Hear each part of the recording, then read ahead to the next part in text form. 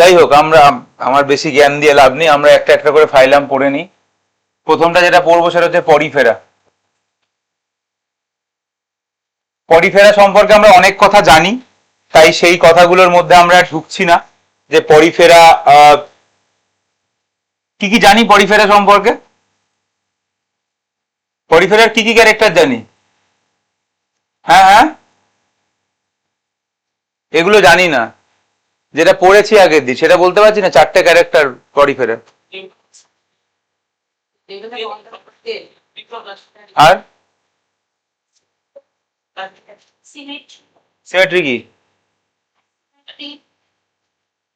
তো পরিফেরা সম্পর্কে যেগুলো জানি সেগুলোর মধ্যে যাচ্ছি না, তার বাইরে পরিফেরা সম্পর্কে মাথায় রাখবো যে পরিফেরা হচ্ছে মোস্টলি মেরিন। মোস্টলি মানে তোরা জানিস যে সবাই নয়, বেশিরভাগ হচ্ছে ওরা মেরিন, এইটা একটা যেটা আমাদের মাথায় রাখবো। 2 নম্বর, পরিফেরার মধ্যে যেটা মেন ব্যাপার সেটা হচ্ছে ওদের বডি তৈরি বাই স্পঞ্জিন ফাইবার। স্পঞ্জের মতো ওদের বডি। স্পঞ্জের ব্যাপারটা কি? স্পঞ্জ তোরা যদি দেখিস তাহলে স্পঞ্জকে তুই যদি জলে ঢোকাস, জলের মধ্যে স্পঞ্জকে ডোবালি, তারপরে জল থেকে বার করলি, তারপরে যখন নিকড়লি জল বেরোলো, তার মানে কি? তার মানে হচ্ছে তুই যখনই স্পঞ্জকে জলের মধ্যে ঢোকালি স্পঞ্জের মধ্যে জল ঢুকে গেছিল, তার মানে স্পঞ্জের গায়ে অনেক ফুটো রয়েছে, যে ফুটোগুলো দিয়ে জলগুলো ঢুকে স্পঞ্জের মধ্যেই বসেছিল। তুই যখন নিকড়লি তখন জলটা বেরোলো, এটা হচ্ছে স্পঞ্জের কনসেপ্ট। এদেরও বডির ওরকমই কনসেপ্ট, এদের বডি স্পঞ্জ দিয়ে তৈরি। তার কারণ হচ্ছে এদের বডিটাও আমরা যদি দেখি তাহলে এদের বডিতেও এরকম অনেক ছোট ছোট ছোট ছোট এরকম ফুটো আছে, এরকম ছোট ছোট ছোট ছোট এরকম অনেকগুলো ফুটো টুটো রয়েছে। এবং এই যে ছোট ফুটোগুলো রয়েছে, এই ছোট ফুটোগুলো থেকে জল ভিতরে ঢোকে, এবং জল ভিতরে ঢুকে ভিতরের একটা ক্যাভিটির মধ্যে দিয়ে জলটা যায়, এবং আলটিমেটলি একটা বড় ফুটো আছে সেখান থেকে জলটা বেরিয়ে যায়। তাহলে জল ঢোকে হচ্ছে এই ছোট ছোট ফুটোগুলো দিয়ে, এবং ঢুকে এই মাঝের যে ক্যাভিটিটা রয়েছে সেই ক্যাভিটিটাতে আসে, এবং তারপরে এই বড় ফুটোটা দিয়ে বেরিয়ে যায়। তাহলে এই ছোট ফুটোগুলোকে আমরা বলি অস্টিয়া। মাঝের যে ক্যাভিটিটা রয়েছে সেটাকে আমরা বলি স্পঞ্জোসিল। আর এই যে বড় ফুটোটা রয়েছে এটার কি নাম? এটার কি নাম? এটার নাম হচ্ছে অস্কিউলাম। তাহলে এই ছোট ফুটো দিয়ে ঢোকে জল, অস্ট্রিয়া দিয়ে ঢোকে, স্পঞ্জোসিলে যায়, এবং তারপরে অস্কিউলাম হয়ে বাইরে বেরিয়ে যায়। তো এইভাবে জল ঢুকে জল বাইরে বেরিয়ে যায়, এবং এই জিনিসটাকে, এই যে সিস্টেমটা ওদের শরীরে রয়েছে, এইটাকেই বলা হয় ওয়াটার ক্যানাল সিস্টেম। এইটাকেই বলা হয় ওয়াটার ক্যানাল সিস্টেম। বুঝতেই পাচ্ছিস ওদের এইটাই হয় শরীরে, আর কিছু হয় না। মানে জল ঢোকে এবং জল বেরোয়, এটাই একমাত্র ওদের সিস্টেম, আর কোনো সিস্টেম নেই। তার মানে এই জলের থ্রুতেই ওদের শরীরে খাবার ঢোকে, জলের থ্রুতেই ওদের শরীরে অক্সিজেন ঢোকে, আবার ওদের শরীরের যে ওয়েস্ট প্রোডাক্ট সেটা এই জল যখন বেরিয়ে যাচ্ছে ওটার সঙ্গে সঙ্গেই বেরিয়ে যায়। তার মানে তোকে যদি জিজ্ঞাসা করে ওয়াটার ক্যানাল সিস্টেমের কাজ কি, তাহলে তো তুই একটা বলতে পারিস যে এটার সাহায্যে ওরা খায়, এটার সাহায্যেই ওরা রেসপিরেশন করে, এবং এটার সাহায্যেই ওরা ওদের যে ওয়েস্ট সেই ওয়েস্টটাকে রিমুভও করে। তো এই তিনটে কাজই ওরা এই ওয়াটার ক্যানাল সিস্টেমের থ্রুতে করে।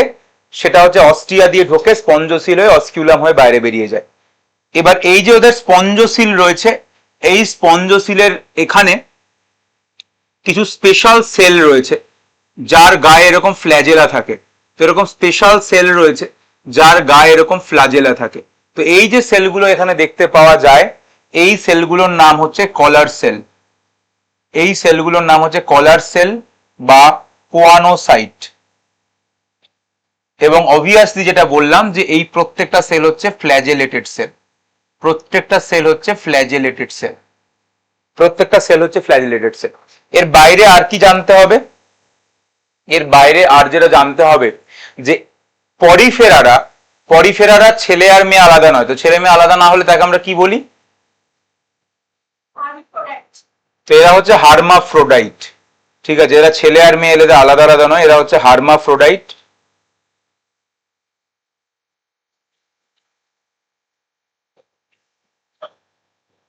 এদের মধ্যে সেক্সুয়াল এবং অ্যাসেক্সুয়াল রিপ্রোডাকশন দুটোই দেখতে পাওয়া যায়।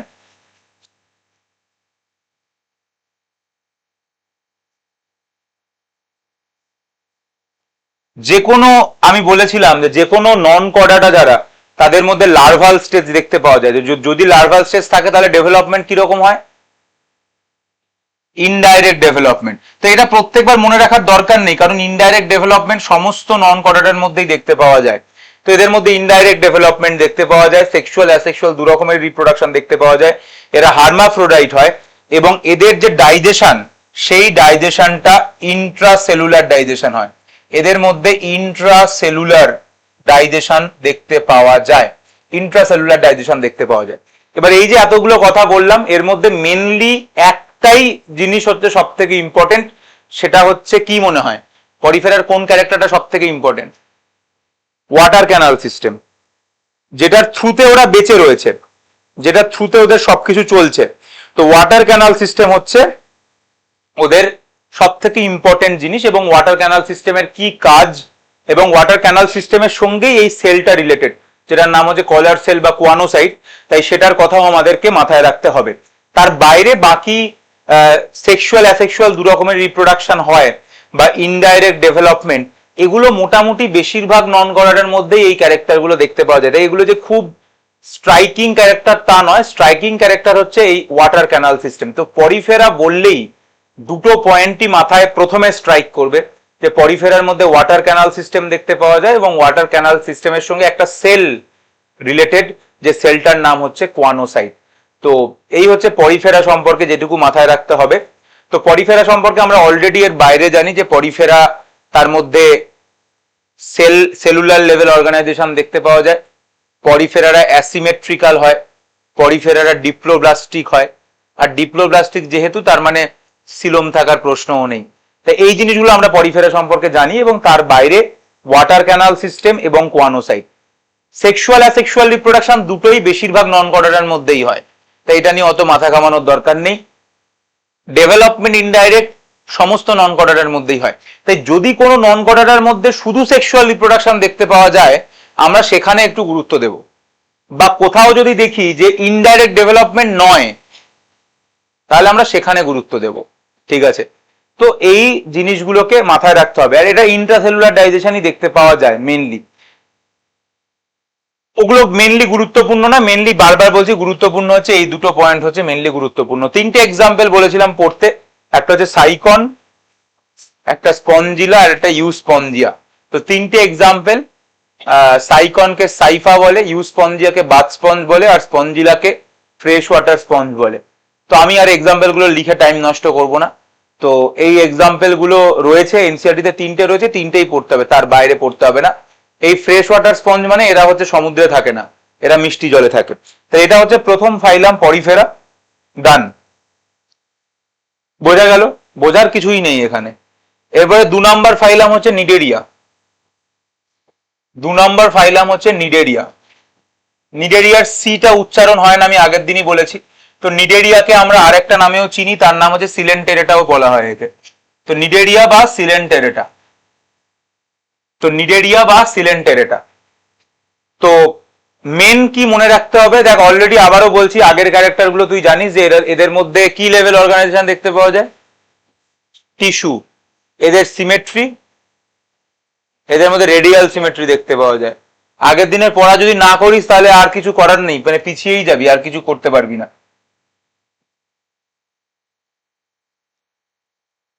তো নিডেরিয়া সিলেন্টেরেটা সব থেকে যেটা স্ট্রাইকিং ক্যারেক্টার এদের, মানে প্রথম যে স্ট্রাইকিং ক্যারেক্টার নাম নিডেরিয়া। নিডেরিয়া নামটা কেন এলো? তার কারণ এদের মধ্যে একটা স্পেশাল অর্গ্যান থাকে, মানে অর্গ্যান তো বলা ভুল, মানে একটা স্পেশাল সেল থাকে, যে সেলটার নাম হচ্ছে নিডোসাইট। তো নিডোসাইট বলে এদের শরীরে একটা সেল দেখতে পাওয়া যায়, এদের শরীরে নিডোসাইট বলে একটা সেল দেখতে পাওয়া যায়, এবং এই সেলটা থেকে এদের নাম হয়েছে নিডেরিয়া। তো নিডোসাইট জিনিসটা কি? এটা একটা সেল যার মধ্যে নিম্যাটোসিস্ট বলে একটা জিনিস থাকে, এবং সেই নিম্যাটোসিস্ট তার সঙ্গে অ্যাকচুয়ালি কিছু বিষাক্ত চাবুকের মতো জিনিসপত্র লেগে থাকে। ঠিক আছে? তো এর সঙ্গে কিছু স্টিঙ্গিং টেন্টেকেল লেগে থাকে। ব্যাপারটা কি? ব্যাপারটা হচ্ছে যে নিউরোসাইট জিনিসটাকে এরকম দেখতে, এরকম টাইপের একটা সেল, যার মধ্যে এইরকম চাবুক টাইপের একটা জিনিস আছে, এবং এইটা একটা বিষের মধ্যে, এটা এটা বিষ মাখানো একটা জিনিস। এবার কি হয়, ওরা এইটাকে বার করে, মানে ওদের এই জিনিসটা এরকম বাইরের দিকে বেরিয়ে আসে, এবং এটার গায়ে বিষ লাগানো রয়েছে। তাহলে তোর কি মনে হয় কি কাজ এটার? প্রোটেকশন, নিজেদেরকে আত্মরক্ষা করা ওয়ান অফ দ্য মেজর কাজ, বা শিকার করা সেটাও এদের কাজ। তো একটা তো প্রোটেকশন এটার কাজ, দ্বিতীয় হচ্ছে প্রে ক্যাপচার, প্রে ক্যাপচার মানে শিকার করা, সেটা করে। আর আরেকটা কাজ এরা করে, এইটার সাহায্যে ওরা বড় বড় কোনো মাছের গায়ে আটকে এক জায়গা থেকে আরেক জায়গা যায়। তো এটা অ্যাকচুয়ালি ওদেরকে কোথাও একটা, বা এক জায়গা থেকে আরেক জায়গায় না গেলেও কোথাও একটা মানে কারোর উপর মানে আটকে থাকে আর কি। তো এটা ওদের অ্যাঙ্কারেজেও হেল্প করে, এটা ওদের অ্যাঙ্কারেজেও হেল্প করে। তো এই হচ্ছে ওদের এই নিম্যাটোসিস্টের কাজ হচ্ছে এগুলো, এবং এখান থেকেই ওদের নাম এসছে নিডেরিয়া। তাহলে নিডেরিয়া বললেই নাম থেকেই তোর প্রথম যে যার কথাটা মাথায় আসবে সেটা হচ্ছে নিউরোসাইট। ঠিক আছে, এটা হচ্ছে 1 নম্বর। এবার কিছু ছোটখাটো পয়েন্ট রয়েছে, সেটা সেটা একবার মাথায় রাখতে হবে। সেটা হচ্ছে এদের মধ্যে একটা গ্যাস্ট্রোভাস্কুলার ক্যাভিটি দেখতে পাওয়া যায়, এদের মধ্যে একটা গ্যাস্ট্রোভাস্কুলার ক্যাভিটি দেখতে পাওয়া যায়, যার একটা ওপেনিং রয়েছে, যার একটা ওপেনিং রয়েছে, এবং সেই ওপেনিংটাকে বলা হয় হাইপোস্টোম। তো এদের ঠিক মুখ বলে কিছু থাকে না, মানে মুখ বলে আলাদা করে কিছু থাকে না, ওদের একটাই ওপেনিং থাকে, যে ওপেনিং দিয়ে, যেরকম আগের বার দেখেছিলাম যে অসিকিউলাম একটাই ওপেনিং, সেখান দিয়েই সব বেরোচ্ছে, যদিও ঢোকার রাস্তাটা আলাদা, অস্টিয়া দিয়ে ঢোকে, অসিকিউলাম দিয়ে বেরোয়, বাট এদের একটাই ওপেনিং হাইপোস্টোম, ওখান দিয়েই ঢোকে, ওখান থেকেই বেরোয়। তো ওরা যা খায় এবং যা বেরোয় সবই ওই হাইপোস্টোম দিয়েই বেরোয়। তো ওদের একটাই ওপেনিং আছে, সেটা হচ্ছে হাইপোস্টোম। দেখ, গ্যাস্ট্রোভাস্কুলার ক্যাভিটি কেন হলো? গ্যাস্ট্রো মানে কি? গ্যাস্ট্রো মানে ডাইজেশনের সঙ্গে রিলেটেড, আর ভাস্কুলার মানে কি? মানে যার থ্রুতে ব্লাড, মানে রক্ত, রক্ত তো ওদের নেই, তার মানে এই একটাই ওদের ক্যাভিটি রয়েছে, যে ক্যাভিটির থ্রুতে ওদের সারা বডিতে অক্সিজেন পৌঁছায়, এবং এটার থ্রুতেই সারা বডিতে ওদের খাবারও পৌঁছায়। তো এরকমই একটা গ্যাস্ট্রোভাস্কুলার ক্যাভিটি রয়েছে, এবং তার একটা ওপেনিং রয়েছে, যেটাকে আমরা হাইপোস্টোম বলি। এদের মধ্যে প্রথমবারের জন্য আমরা এই টার্মটা দেখছি, সেই জন্য এটা গুরুত্ব দিবি একটু। এদের মধ্যে ইন্ট্রাসেলুলার প্লাস এক্সট্রা সেলুলার দু ধরনের ডাইজেশনই দেখতে পাওয়া যায়। কিন্তু আমি আবারও বলছি, এগুলো ইম্পর্টেন্ট পয়েন্ট নয়, ইম্পর্টেন্ট পয়েন্ট হচ্ছে প্রথমটাই। নিডেরিয়া বললেই প্রথম তোর যেটা মাথায় আসবে সেটা হচ্ছে নিউরোসাইট। এক হচ্ছে নিউরোসাইট, আর 2 নম্বর যে ক্যারেক্টারটা নিডেরিয়া সম্পর্কে তোকে জানতেই হবে, সেটা হচ্ছে পরে আমি আসছি, সেটা হচ্ছে কিছু কিছু নিডেরিয়ানদের মধ্যে, সাম নিডেরিয়ান, ভালো করে খেয়াল করবে এই ওয়ার্ডটা, সাম নিডেরিয়ান, সাম নিডেরিয়ান, সবাই নয় তার মানে, সাম নিডেরিয়ান, লাইক একটা এক্সাম্পলও দিচ্ছি, ওবেলিয়া। কিছু নিডেরিয়ান লাইক ওবেলিয়া বলে একটা নিডেরিয়ান, তার মানে একটা এক্সাম্পল তোরা পড়লি, ওবেলিয়া। ওবেলিয়ার মতো কিছু নিডেরিয়ান তাদের লাইফে তাদের চেহারার পরিবর্তন হয়। কখনো তারা এরকম দেখতে থাকে,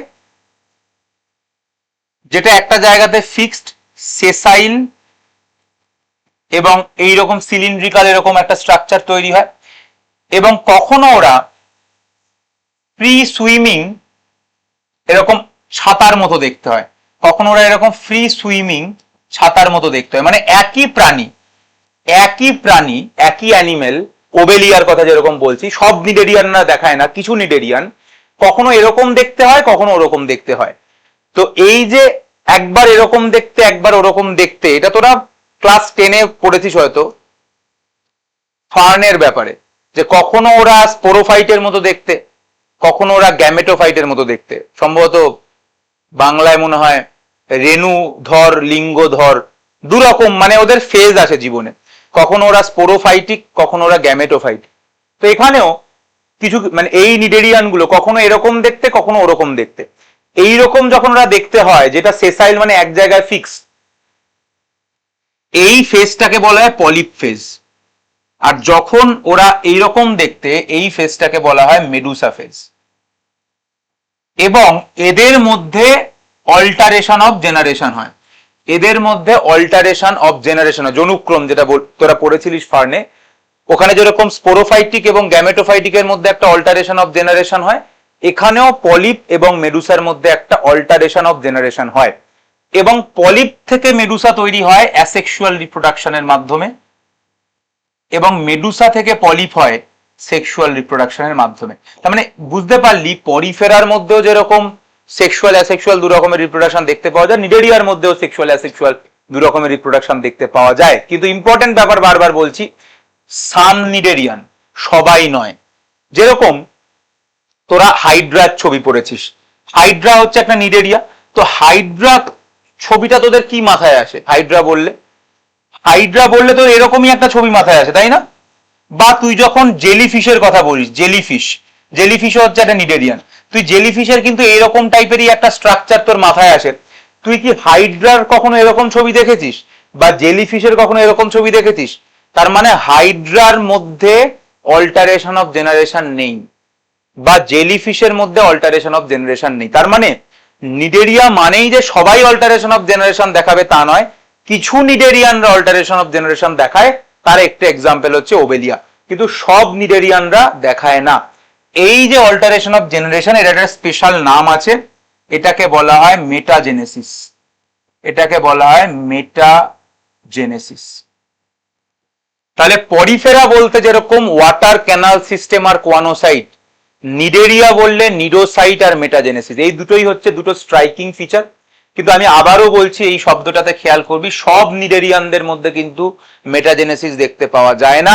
যেরকম হাইড্রার মধ্যে এটা শুধুমাত্র পলিপ ফেজেই থাকে, এরা শুধুমাত্র মেডুসা ফেজেই থাকে। বোঝা গেল? তো এক্সাম্পল, যে কটা এক্সাম্পল রয়েছে, একটা তো পড়লি অলরেডি, ওবেলিয়া, একটা হচ্ছে হাইড্রা, জেলিফিশের সাইন্টিফিক নেম হচ্ছে অরেলিয়া। তাহলে তিনটে তো মানে পড়েই নিলি, তিনটে এক্সাম্পল নিডেরিয়ার। তার বাইরে আর কি এক্সাম্পল রয়েছে? জর্জনিয়া রয়েছে, সি ফ্যান, পেনাটুলা রয়েছে, সি পেন, মিনরিনা রয়েছে, ব্রেন কোরাল, ফাইসেলিয়া রয়েছে, পর্তুগিজ ম্যানো, ওটা হচ্ছে পর্তুগিজ যুদ্ধ জাহাজের মতো দেখতে, সেখান থেকে পর্তুগিজ ম্যানোয়ার বলা হয়। আর একটা অ্যাডামসিয়া রয়েছে, সি অ্যানিমন। তাহলে এই কয়েকটা এক্সাম্পল রয়েছে, এবং এখানে লেখা রয়েছে সবকটাই। এবং দেখ সি এর তলায় দাগগুলো দেওয়া রয়েছে, তো সি দেওয়া জিনিসগুলোকে মাথায় রাখতে হবে। এখানে দেখ লিখেছি যে কোরাল, তার মানে এই যে কোরালের কথা তোরা বারবার শুনিস যে আন্দামানে কোরাল টোরাল দেখতে পাওয়া যায়, কোরাল হচ্ছে একটা অ্যানিমেল যারা নিডেরিয়ার মধ্যেই পড়ে। তো কোরাল কেন ওরকম দেখতে হলো, মানে ওরকম সুন্দর দেখতে, কারণ কোরালের ওপরে ক্যালসিয়াম কার্বনেটের একটা, এটা এনসিআরটিতে নেই, কোরালের ওপরে একটা ক্যালসিয়াম কার্বনেটের একটা আস্তরণ পড়েছে। এবং আমরা তো ফাইলাম পড়ছি, আমরা ফাইলামের মধ্যে আর ভিতরে ঢুকছি না, মানে যেটা আমরা কর্ডাটাতে গিয়ে ঢুকবো, যে সাব ফাইলামে ঢুকবো, তারপরে ক্লাসে ঢুকবো, বলছিলাম মনে হয় আগের দিন যে ক্লাস আছে, ক্লাসের মধ্যে আবার সুপার ক্লাস আছে, তারপরে এসব ব্যাপার রয়েছে, কিন্তু এখানে আমরা পড়ি না। বাট এই কোরাল, যেরকম কোরাল এরা নিডেরিয়ানের মধ্যে একটা ক্লাসের মধ্যে পড়ে, সেই ক্লাসটার নাম হচ্ছে অ্যান্থোজোয়া। জানতে হবে না, মানে নিডেরিয়ার মধ্যে অনেকগুলো ক্লাস আছে, হাইড্রোজোয়া, অ্যান্থোজোয়া। তো অ্যান্থোজোয়া হচ্ছে একটা ক্লাস, তার মধ্যেই কোরাল পড়ে। অ্যান্থো কথাটার মানে হচ্ছে ফুল, আর জোয়া কথাটার মানে হচ্ছে animal, so flower like animal coral. So coral হচ্ছে নিডেরিয়ার মধ্যে পড়ে। এই মানে কিচ্ছু এগুলো পড়তে হবে না, তোদের শুধু পড়তে হবে যে মিনরিনা, ব্রেন কোরাল নিডেরিয়ার এক্সাম্পল, ওইটুকুই শুধু জানতে হবে। বাট গোটা যে কোরাল কমিউনিটি সেটা নিডেরিয়ার মধ্যে পড়ে, এবং নিডেরিয়ার যে ক্লাসের মধ্যে কোরাল পড়ে সেই ক্লাসটার নাম হচ্ছে অ্যান্থোজোয়া। এগুলো নিচে কোথাও লাগবে না। অ্যান্থো মানে ফুল, আর জোয়া মানে অ্যানিমেল, ফ্লাওয়ার লাইক অ্যানিমেল। আর বাকি প্রত্যেকটাই লিখে দিয়েছি। দেখ, হাইড্রা ফ্রেশ ওয়াটারে থাকে, ওবেলিয়া মেটাজেনেসিস প্রেজেন্ট, ফাইসেলিয়া, অ্যাডামসিয়া, পেনাটুলা, জর্জনিয়া, মিনরিনা আর অরেলিয়া, যে কটা এক্সাম্পল রয়েছে নিডেরিয়া হয়ে গেল। ঠিক আছে, তাহলে আবারও বলছি, পরিফেরা বলতে ওয়াটার ক্যানাল, কোয়ানোসাইট, নিডেরিয়া বলতে নিডোসাইট, মেটাজেনেসিস, তার বাইরে বল, পরিফেরার মধ্যে শুধু ইন্ট্রাসেলুলার ডাইজেশন দেখতে পাওয়া যায়, নিরেডিয়ার মধ্যে Intra plus extra cellular digestion দেখতে পাওয়া যায়। ডেভেলপমেন্ট দুটোরই ইনডাইরেক্ট, তাই ডেভেলপমেন্ট নিয়ে আমরা না কথাই বলবো না, কারণ সবাই ইনডাইরেক্ট, নন করাটা মানে ইনডাইরেক্ট ডেভেলপমেন্ট। রিপ্রোডাকশন দুটোতেই সেক্সুয়াল অ্যাসেক্সুয়াল দু রকমের রিপ্রোডাকশনই দেখতে পাওয়া যায়, তাই সেখান থেকে প্রশ্ন আসার সম্ভাবনা খুব কম। যদি এরকম কাউকে দেখতে পাই যে শুধু সেক্সুয়াল রিপ্রোডাকশন দেখতে পাওয়া যায়, সেটা তখন প্রশ্ন হতে পারে। এরপরে আমরা আসি টিনোফোরায়। টিনোফোরা, তা টিনোফোরা সম্পর্কে আমরা আবার কিছু পয়েন্ট তো জানি, যেরকম কি কি পয়েন্ট জানি, যে টিনোফোরার মধ্যে কি কি লেভেল অর্গানাইজেশন দেখতে পাওয়া যায়, টিস্যু লেভেল অর্গানাইজেশন দেখতে পাওয়া যায়। টিনোফোরার মধ্যে ডিপ্লোব্লাস্টিক হয়, টিনোফোরা রেডিয়ালি সিমেট্রিক্যাল হয়। টিনোফোরা সম্পর্কে আমরা যেটা এখানে জানবো, প্রথমবারের জন্য আমরা একটা টার্ম লিখবো, এক্সক্লুসিভলি মেরিন। ঠিক আছে, এক্সক্লুসিভলি মেরিন মানে এরা সবাই সমুদ্রে থাকে, তাই এটা খুব ইম্পর্টেন্ট।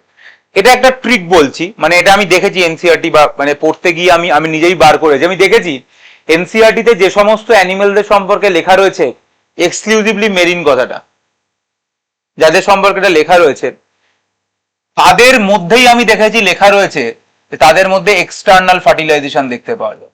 তাই এটা আমি জাস্ট না লিখে রেখে দিলাম যে আমরা দুজন নন করাটাকেই দেখতে পাবো যে এক্সক্লুসিভলি মেরিন, এবং আমরা দেখবো তাদের মধ্যে এক্সটার্নাল ফার্টিলাইজেশন দেখতে পাওয়া যায়। তো এইটা একটা জিনিস এমনি বলে রাখলাম, পরেও আর একটা জায়গাতেও দেখবি।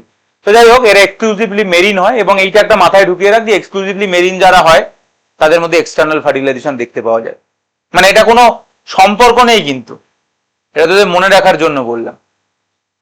আচ্ছা, এখানে কি মাথায় রাখতে হবে? টিনোফোরা সম্পর্কে যেটা মেইনলি মাথায় রাখতে হবে, দুটো পয়েন্ট। একটা হচ্ছে টিনোফোরার গায়ে এরকম 8খানা প্লেট থাকে। আমি এখানে 4টে দেখালাম, আরো 4টে ওই দিকে রয়েছে, কারণ এগুলো তো গোল স্ট্রাকচার। তো 8খানা এরকম প্লেট থাকে, এবং এই প্লেটের গায়ে এরকম চুলের মতো একটা জিনিস এরকম লেগে থাকে।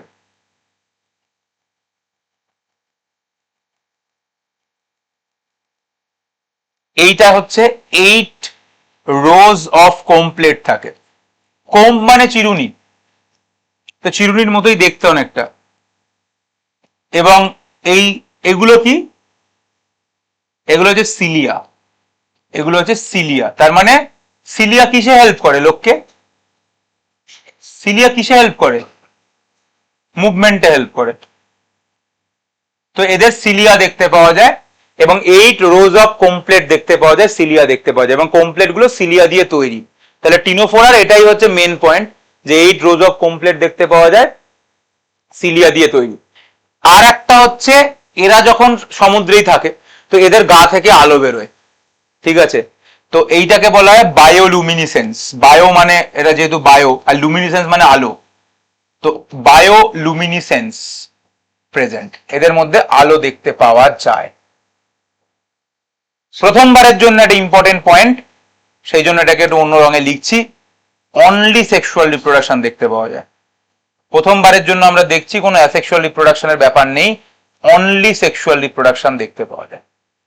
অনলি সেক্সুয়াল রিপ্রোডাকশন দেখতে পাওয়া যায়, এবং এখানেও না Intra plus extra cellular digestion দেখতে পাওয়া যায়। ইন্ট্রা প্লাস এক্সট্রা, এর মধ্যে Intra plus extra cellular digestion দেখতে পাওয়া যায়, তাই এত গুরুত্বপূর্ণ নয়। বাট আমি আবারও বলছি, টিনোফোরা সম্পর্কে গুরুত্বপূর্ণ হচ্ছে মেনলি দুটোই, আবার 8 রোজ অফ কমপ্লেট আর বায়োলুমিনিসেন্স, ওদের গা থেকে আলো বেরোয় এবং কমপ্লেট থাকে। এক্সাম্পল, প্রথম কথা, টিনোফোরাকে আমরা সি ওয়ালনাটও বলি।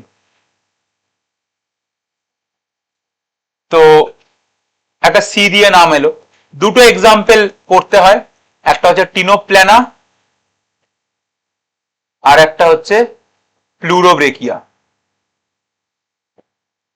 তাহলে আমরা পরিফেরা পড়েছি, নিরেডিয়া পড়েছি, টিনোফোরা পড়েছি। আমি কিন্তু চাইছি এখনই মুখস্থ করে ফেলতো ওরা।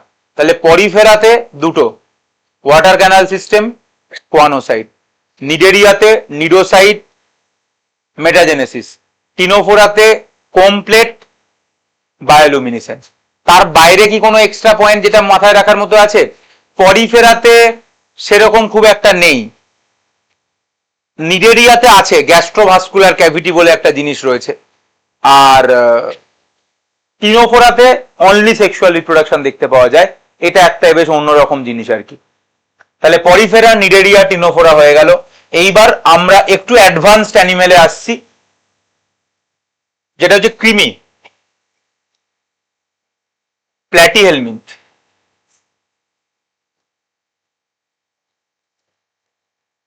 প্ল্যাটিহেলমিন্থকে আমরা ফ্ল্যাট ওয়ার্ম বলি,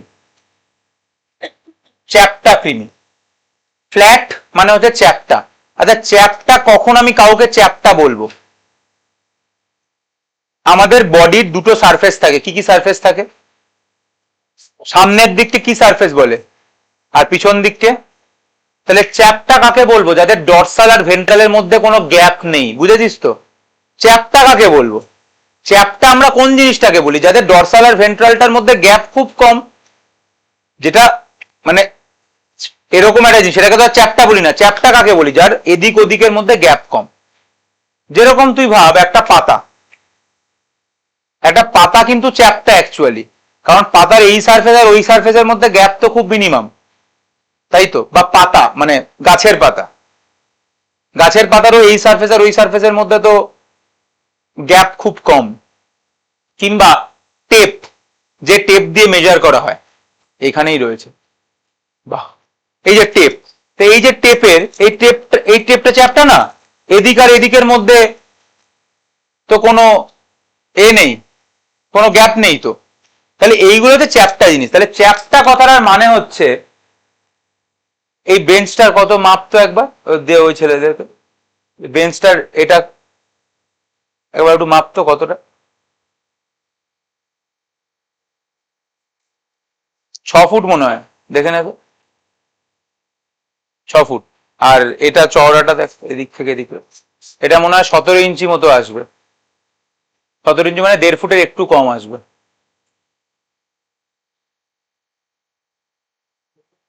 হ্যাঁ,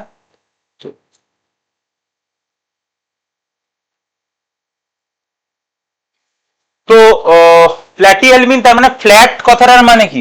ফ্ল্যাট কথাটার মানে হচ্ছে এরা ডরসো ভেন্ট্রালি ফ্ল্যাট। ফ্ল্যাট কথাটার মানে হচ্ছে এরা ডরসো ভেন্ট্রালি ফ্ল্যাট। তাহলে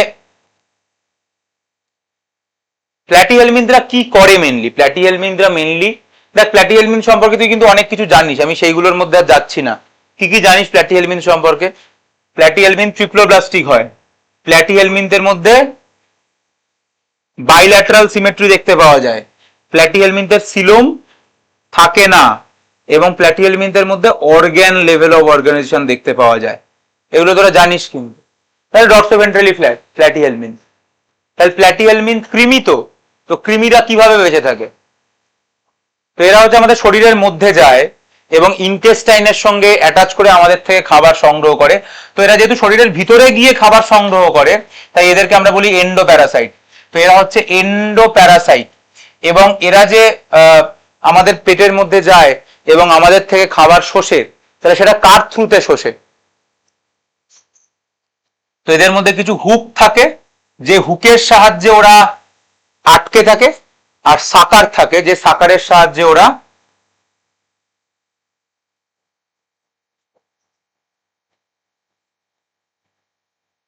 একটা কথা সবসময় মাথায় রাখবি, সেটা হচ্ছে যারা কিন্তু ক্লাস নোট নেয় না, যেমন তুই, তারা কিন্তু নিতে চান্স পায় না। এটা হিসেব, মানে এটা কিন্তু স্ট্যাটিস্টিক্স। মানে কেউ যদি, অনেকেই এটা ভাবে যে ক্লাসে ক্লাস নোট নেওয়ার প্রয়োজন নেই। আমি যদি বলি, এই স্মার্ট বোর্ডের কনসেপ্টটা অ্যাকচুয়ালি ভুল কনসেপ্ট। অফলাইন ক্লাসে আমরা এটা করতে পারছি না, কারণ আমরা এটাতে শুরু করে ফেলেছি। তাই যত মানে, যদি আমি বলি যে যারা কোচিং ইন্ডাস্ট্রির যারা মানে এনেছে আর কি, অ্যালেন, আকাশ কিংবা বানসাল, তাদের কারুর স্মার্ট বোর্ড নেই।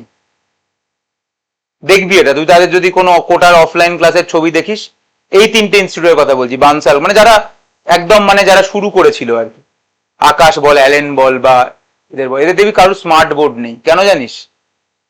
কারণ ক্লাসে তুই যদি নোট না করিস, তাহলে কোনোদিন কিছু হবে না তোদের। তুই ভাবছিস যে টিচার যা বলছে আমি রানিং নোট নেব না, আমি নোট করব না, আমি পরে পিডিএফ দেখে লিখবো। কারণ কি, সেটা হচ্ছে যে যখন তুই ক্লাসে শুনছিস এবং লিখছিস, এবং তখন তোর ফোকাসটা অ্যাকচুয়ালি অনেক বেশি। আর যখন তুই একটা কাজ করছিস না, তোর ফোকাস অটোমেটিক্যালি 50% কম। তো যখনই তোর ফোকাস 50% কম, ধর ফিজিক্স ক্লাসে জয়দীপ স্যার পড়াচ্ছে, তুই লিখছিসই না, তার মানে তুই কিন্তু কোনোদিনই সেই ছেলেটার সঙ্গে ম্যাচ করতে পারবি না যে স্টুডেন্টটা রানিং ক্লাসের মধ্যে লিখে সলভ করে বেরিয়ে যাচ্ছে। তুই কি করে তার সাথে কম্পিট করবি ভাই? আর দেশে এরকম 40,000 ছেলে মেয়ে আছেই যে এগুলো করছে। 25 লাখের মধ্যে তোর মতোই বেশিরভাগ ছেলে মেয়ে রয়েছে যারা লেখে না। কিন্তু 40,000 ছেলে মেয়ে রয়েছে যারা ক্লাসের মধ্যেই লিখে পুরো ব্যাপারটাকে রিভাইজ করে পরের বাড়ি যাওয়ার সময় সেই নোটটাকে পড়ে পরের দিন আসার আগে আবার ওই নোটটা যেটা লিখেছে ওটাকে পড়ে চলে আসছে। কারণ আমার হাতে লেখা জিনিস আর নিজের হাতে লেখা জিনিসের মধ্যে পার্থক্য আছে। সেই জন্যই কিন্তু আজ অব্দি এই যে কোচিং ইনস্টিটিউটগুলোর কথা বললাম, এরা না তো স্মার্ট বোর্ড ব্যবহার করে, কারণ এরা বলে আমরা পিডিএফ দেবো না, লিখতেই হবে। আর রেকর্ডিং তো বাদই দে, প্রশ্নই নেই কোনো।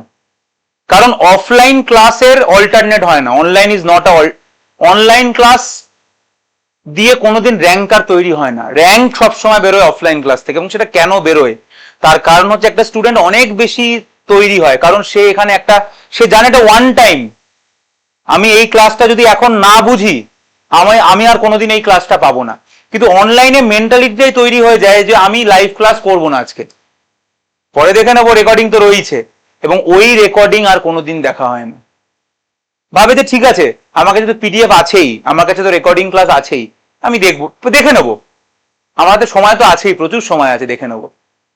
এইভাবেই পিছিয়ে যায়। এই যে এখনকার দিনে এত বেশি দেখবি, তুই নিটে সাকসেসফুল হওয়ার থেকে ফেলিওরের সংখ্যা বেশি শুনতে পাবি, তার একটাই কারণ, লোকের অনলাইনের প্রতি নির্ভরতা। এটাই ব্যাপার। মানে অফলাইন ক্লাসের পাওয়ার এই জন্য, তুই দেখবি যত র্যাঙ্ক করে, অ্যালেনের একটা রিল খুব ভাইরাল হয়েছিল, অ্যালেনের যে ডিরেক্টর, সে একটা ভিডিও বানিয়েছিল, মনে আছে, মে হিরো আহা কই জিরো ইধার, দেখেছিলি? যার রিল বানিয়েছিল, টপ 100 এর মধ্যে সমস্ত অফলাইন কোচিং থেকেই 100 জনই এসছে। আর যারা খুব পপুলার অনলাইন কোচিং, তাদের থেকে একটাও আসেনি জেইতে রেজাল্ট। কেন আসবে না? কারণ অনলাইনটা পুরোটাই একটা, মানে স্টুডেন্ট যদি এক্সট্রিম সিরিয়াস না হয়, মানে যে লাইভ ক্লাসের টাইমে লাইভ ক্লাস করবে, মানে সে অনলাইনটাকে অফলাইনের মতো করে ট্রিট করছে, এরকম যদি স্টুডেন্ট না হয়, কোনোদিন অনলাইন দিয়ে কেউ কোনোদিন চান্স ভালো র্যাঙ্ক করতে পারবে না। আমি এখানেও যারা যারা আজ অব্দি চান্স পেয়েছে, যাদের সাথে কথা হচ্ছে, এরা কেউ কোনোদিন রেকর্ডেড ক্লাস দেখেনি। এবার সেটা খুব কম লোকই করে। মানে ধর 1000 জন অনলাইনে পড়ছে, 10,000 জন, 1000 জন যদি আমি তোকে অনলাইনে পড়ে, আমি যদি 100 জন বলি, ধর 100 জন অনলাইনে পড়ছো, 100 জনের মধ্যে এরকম কোন স্টুডেন্ট যে লাইভ ক্লাস করেছে এবং রেকর্ডেড ক্লাস সে কোনোদিন দেখেনি, এবং যদি তার কোনো ধর লাইভ ক্লাস মিস হয়ে গেছে, তারা রেকর্ডেড ক্লাস দেখতেও না পড়ে, সে মনে করতো আমার ক্লাসটা মিস হয়ে গেছে, তাহলে এই ক্লাসটা আমাকে যে করে হোক, বই পড়ে হোক তৈরি করে দিতে, কারণ আমি মিস করেছি, মানে মিস করে গেছি, আমি ওটা রেকর্ডেড ক্লাস আর মানে ওটা ওর সাইকোলজি। কারণ একবার যখন তুই ওই সাইকোলজিতে চলে যাবি, ঠিক আছে আমার লাইভ ক্লাস হলো না, আমি রেকর্ডেড দেখিলাম, তখন তোর ওটা অভ্যেসে পরিণত হবে। তখন তো রোজই মনে হবে আমি লাইভ ক্লাসটা, ঠিক আছে এই সময়টা আমি অন্য কিছু করি, আমি পরে দেখে নেবো, স্পিড বাড়িয়ে দেখে নেবো, এবং শেষ হয়ে যাবে। তো 100 জন যদি স্টুডেন্ট হয়, 100 জনের মধ্যে একজনই এরকম স্টুডেন্ট থাকে যে অনলাইনকে অফলাইনের মতো করে ট্রিট করে, এবং যে মনে করে যে লাইভ ক্লাসে যেটা হচ্ছে আমি লাইভ ক্লাসেই দেখবো এবং পরে আর দেখবো না। সেই ওই জন্য 100 জনে একজনই চান্স পায়, বাকি 99 জন চান্স পায় না। এর একদম ফ্যাক্ট। তুই মানে নিয়মের বাইরে গিয়ে কিছু করতে পারবি না। অ্যাকচুয়ালি তোর মনে হতে পারে যে আমি এক্সেপশনাল হবো, ব্যতিক্রমী হবো। ব্যতিক্রমী হলে প্রথমত তুই এখানে বসেই থাকতিস না। You are not exceptional. Exceptional ছেলেরা অন্য কিছু করছে এখন, কি করছে তুই নিজেও জানিস না। সে হয়তো মাধ্যমিকে 60-70% নম্বর পেয়েছে, এদিকে এইচসি ভাঙা পুরো শেষ করে ফেলে যায় দুদিনে। পাগল। যারা এক্সট্রাঅর্ডিনারি হয় তারা নর্মাল হয় না, তারা পাগল হয়। তারা এখানে এরকম ক্লাসে এসে ক্লাসে বসে থাকে না, ক্লাস করে না, তারা জিনিয়াস হয়, তারা অন্য জিনিস। আমি একটা ছেলেকে দেখেছিলাম, আমার চোখে দেখা, আমি জিনিয়াস 1-2 জনকেই দেখেছি, একটা ছেলেকে দেখেছিলাম। তো আমরা কি একটা, মানে আমি 11-12 কোনো একটা পড়তাম, তো ওরকম টিচার্স ডেতে খাওয়াচ্ছিল আর কি। তো এরকম টেবিল পেতে, টেবিলের ওপর এরকম সাদা রোল দিয়েছিল, তার আগে কি একটা কথা হচ্ছিল। হঠাৎ করে দেখলাম ওই পুরো রোলটাতে ও একটা পুরো কিছু একটা ডেরিভেশন করছে, মানে যেটা বইতে নেই কিন্তু। ওরা পুরো ডেরিভেশন করছে, ওটা পুরো বসে বসে করছে। তো এরকম হয় জিনিয়াস, মানে ও ক্লাসেও আসতো না, মাঝে মাঝে আসতো আসতো না, করছে ওটা। তারপরে ও পরবর্তীকালে আইএসআই থেকে পড়েছে, ইঞ্জিনিয়ারিং আইআইটি তেও র্যাঙ্ক করেছিল, আইএসআই থেকে যদিও বি স্টার্ট করলো। তারপরে ছেলেটা আবার বিগড়ে গেল, মানে বিগড়ে গেল মানে ও নোবেল টোবেল পেতে পারতো, কিন্তু ও কি করলো হঠাৎ করে জানি না কেন চাকরিতে ঢুকে গেল। মানে ওর যে এডুকেশন যে জার্নি, মানে ও বিশাল স্টুডেন্ট হতে পারতো, কিন্তু হলো না। সেটা আর কিছু করার নেই, টাকার প্রয়োজন ছিল হয়তো, চাকরিতে ঢুকে গেল। কিন্তু আমি বলছি যে আমরা প্রত্যেকে মিডিওকার স্টুডেন্ট। মিডিওকার স্টুডেন্টদের কিন্তু কিছু রুলের মধ্যে চলতে হয়। তুই যদি সাকসেসফুল হতে চাস, তুই এটা ভাবতে পারিস না যে আমি ফিজিক্স এমসিকিউ রোজ প্র্যাকটিস করবো না, পরীক্ষা দুদিন আগে করবো, আমি নাম্বার পেয়ে যাবো। কোনোদিনই পাবি না, ওই 20-25 করেই নাম্বার পাবি। তুই যদি, এটা রুল, তোকে ডেলি 15টা হলেও ফিজিক্সের 15টা এমসিকিউ নিয়ে ভেবে ভেবে মাথা কাটিয়ে কাটিয়ে তোকে করতে হবে। তোকে প্রত্যেকটা ক্লাস করতে হবে, ক্লাসে এসে নোট নিতে হবে, রানিং নোট নিতে হবে। আমি শুধু বলেছিলাম রানিং নোট নেওয়ার সময় যদি কিছু মিস হয়ে যায় সেটাতে বসে না থাকতে, কারণ পিডিএফ আছে, সেটা পিডিএফ থেকে পরে মেকআপ করে নিবি। কিন্তু আমি দেখি, এটা শুধু ওর কথা বলছি না, অনেকেই আমি দেখেছি দুটো ক্লাস মিলিয়ে অনেকেই নোট নেয় না। It's a very bad habit, very bad habit. কারণ তোদের তাহলে ম্যাচুরিটিটাই 50% কম হচ্ছে। প্যাসিভ লার্নিং করছিস তোরা, প্যাসিভ লার্নিং। প্যাসিভ লার্নিং হচ্ছে মানে একটা কিছু পড়ানো হচ্ছে, তুই শুনছিস, তোর মনে হচ্ছে আমার মনে থেকে যাচ্ছে, এটাকে প্যাসিভ লার্নিং বলে। প্যাসিভ লার্নিং এ একটা সিউডো কনফিডেন্স তৈরি হয় যে আমি তো জানি, কিন্তু আজ থেকে আমি যদি তোকে এক্ষুনি একটা ফার্স্ট ক্লাসের জিনিস জিজ্ঞাসা করি, তোরা বলতে পারবি না। এই কারণেই বলতে পারবি না, কারণ ক্লাসের সময় তুই নোট নিস নি। তাই যদি ক্লাসের সময় নোট নিতিস, সেই নোটটাকে যদি 2-3 বার রিভাইজ করতিস এবং একটা কোঅর্ডিনেশন তৈরি হয়, এগুলো বুঝতে পারবি আস্তে আস্তে। তাই আমি সবসময় বলছি, যা করেছিস করেছিস, এখন অনেক টাইম আছে, বাট ক্লাসে নোট নেওয়া, ক্লাসের মধ্যে সলভ করা। একটা জয়দীপ স্যার একটা অঙ্ক দিল, তো জয়দীপ স্যারের সলভ করার আগে তোকে ওটাকে সলভ করতে হবে, যে করে হোক। তুই ভুল কর, তোর তুই তাড়াহুড়ো করতে ক্যালকুলেশনে ভুল করে ফেল, ম্যাটার করে না, but you should attempt, try, যা হোক কিছু একটা তোকে মাথা খাটাতে হবে। ইনস্ট্যান্ট জয়দীপ স্যার দিয়ে 1 মিনিট টাইম দিল, তো 1 মিনিটের মধ্যে তোকে একটা মাথা খাটাতে হবে যে আমি কি কনসেপ্ট এটাকে ভাববো, কি করব, কি করে সলভ করব, তোকে চেষ্টা করতে হবে। যদি সেই অভ্যেসটা না তৈরি করিস, তাহলে তাহলে কিছুই হবে না। তাহলে মানে এটাই হবে, মানে তুই ওই 99 জনেই থাকবি, যেরকম 99 জনের লোকে থাকে, মানে যারা চান্স পায় না আর কি। একজনই তো চান্স পাবে। এখানে 40 জন যদি থাকে, 40 জনে একজনও চান্স পাবেন, হিসেব বলে। তাই স্ট্যাটিস্টিক্স তাই বলে, তোরা যদি মানে কিছু এক্সট্রাঅর্ডিনারি না করিস, 100 জনে একজন চান্স পায়। এখানে যদি 40 জন থাকে, তাহলে 0, কেউ চান্স পাবে না। এটা তো হার্ড ফ্যাক্ট, স্ট্যাটিস্টিক্স এটাই বলে। এইবার তোকে যদি সেই মধ্যে ঢুকতে হয়, তাহলে তোকে তো ভাই এফর্ট দিতে হবে, তোকে এফর্ট দিতে হবে, কিছু করার নেই। একটা ক্লাসে, একটা কোটার একটা ক্লাসে একসঙ্গে 300 জন বসে ক্লাস করে, ওই 300 জনের মধ্যে চান্স পায় 5 জন, বাকি 275। কোটাতে তাও একটু একটু পার্সেন্টেজটা বেশি, কারণ কোটাতে যখন মা বাবারা নিয়ে যায় ছেলে মেয়েকে, তখন তাদের উপর হেভি কনফিডেন্স থাকে যে ভালো স্টুডেন্ট কোটাতে পড়ছে। তো ওখানেও যে 300 জন পড়ে, তার মধ্যে হয়তো অন্য জায়গায় হয়তো 3 জন পেতে, ওখানে হয়তো 6-7 জন পায়, বাকি 290 জন চান্স পায় না। কিন্তু টিচার তো একই, পড়াচ্ছে তো একই, তাহলে 290 জন তো পাবে না, সেখানে কিছু করার নেই। তা তোকে তোর এফর্টটাকে ম্যাচ করাতে হবে যেভাবে র্যাঙ্কাররা করে। তাহলে হুক এবং সাকার, এটার সাহায্যে ওরা খাবারকে অ্যাবজর্ব করে। আর কি রয়েছে ওদের মধ্যে? ফ্লেম সেল বলে একটা জিনিস দেখতে পাওয়া যায়, ফ্লেম সেল। ফ্লেম সেল যেটা ওদের এক্সক্রিশনে হেল্প করে। এক্সক্রিশন, এবং এক্সক্রিশন মানে শরীর থেকে টক্সিক জিনিসকে বার করছে, এবং টক্সিক জিনিস যখন বার করে তখন সবসময় জলের থ্রুতেই করে। তার মানে ওরা বডির ওয়াটার ব্যালেন্সকেও মেনটেন করে। যে কোনো কিডনি, আমাদেরও যেরকম কিডনি, কিডনি যে শুধুমাত্র আমাদের টক্সিক প্রোডাক্টকে বার করে তা নয়, কিডনি আমাদের জলকেও বার করে। তো তুই যদি বেশি জল খাস, বেশি টয়লেট করবি, তুই যদি কম জল খাস, কম টয়লেট করবি। এর মানে কি? তার মানে তোর বডির ওয়াটার ব্যালেন্সকেও কিডনি মেনটেন করে। এরকম ভাবে ফ্লেম সেল শুধু যে অর্গানই শুধু এক্সক্রিশন করে, সে তার সাথে সাথে অসমো রেগুলেশনও করে। অসমো রেগুলেশন মানেই হচ্ছে বডির অসমোটিক ব্যালেন্সকে মেনটেন করা। তো এরা এক্সক্রিশনও করে, অসমো রেগুলেশনও করে। তো হুক এবং সাকার ফ্লেম সেল, এবং এরা এন্ডোপ্যারাসাইট হয়। এদের মধ্যে সেক্সুয়াল অ্যাসেক্সুয়াল দু রকমের রিপ্রোডাকশনে দেখতে পাওয়া যায়। এরাও কিন্তু হার্মাফ্রোডাইট হয়, ছেলে মেয়ে আলাদা নয়। এগুলো এতক্ষণ ধরে বলছি না মানে এরা প্রত্যেকেই, এর আগেও যাদের কথা বলেছি তারা প্রত্যেকে হার্মাফ্রোডাইট, তারা ছেলে মেয়ে আলাদা আলাদা নয়। এদের মধ্যে একটা অ্যাসেক্সুয়াল রিপ্রোডাকশন দেখতে পাওয়া যায় সবার মধ্যে না হলেও, সেটা হচ্ছে রিজেনারেশন। এবং রিজেনারেশনটা দেখতে পাওয়া যায় যে অ্যানিমেলটার মধ্যে, তার নাম হচ্ছে প্ল্যানেরিয়া। এবং এটা ছাড়াও এদের মধ্যে সেক্সুয়াল রিপ্রোডাকশনও দেখতে পাওয়া যায়, সেটা অসুবিধা নেই। তো প্ল্যানেরিয়ার মধ্যে অ্যাসেক্সুয়াল রিপ্রোডাকশন দেখতে পাওয়া যায়। তো প্ল্যাটিহেলমিন্থ, প্ল্যাটিহেলমিন্থে কি মনে রাখতে হয়, প্ল্যাটিহেলমিন্থেও আবার দুটো জিনিসই মাথায় রাখতে হয়, যে প্ল্যাটিহেলমিন্থের মধ্যে হুক অ্যান্ড সাকার দেখতে পাওয়া যায়, আর প্ল্যাটিহেলমিন্থের মধ্যে ফ্লেম সেল দেখতে পাওয়া যায়, যেটা এক্সক্রিশনে যেটা হেল্প করে, যেটা এক্সক্রিশনে হেল্প করে। তো প্ল্যাটিহেলমিন্থের দুটো এক্সাম্পল তোদেরকে পড়তে হয়, একটা হচ্ছে টিনিয়া। এবার যেটা বললাম যেটা হচ্ছে চ্যাপ্টা, ফ্ল্যাটওয়ার্ম মানে হচ্ছে চ্যাপ্টা কৃমি। এবার চ্যাপ্টা জিনিসটা দু রকম হতে পারে, একটা হচ্ছে যেটা দেখালাম এরকম, এটা এক রকমের চ্যাপ্টা টেপের মতো, মানে যেটা বেশি চওড়া নয়, মানে যেটা সরু সরু এবং লম্বা। তো একটা হতে পারে এরকম টেপের মতো হতে পারে ফ্ল্যাটওয়ার্ম, আর একটা হতে পারে গাছের পাতা যেরকম, যেটা একটু চওড়া, মানে চওড়া ফ্ল্যাটওয়ার্ম হতে পারে। তো সেটাকে আমরা বলি ফ্লুক। তো দু ধরনের ফ্ল্যাটওয়ার্ম হয়, একটাকে আমরা বলি, মানে চ্যাপ্টা কৃমি দু রকমের হয়, চ্যাপ্টা জিনিসটা দু রকমের হতে পারে, একটা হতে পারে টেপের মতো চ্যাপ্টা, একটা হতে পারে পাতার মতো চ্যাপ্টা।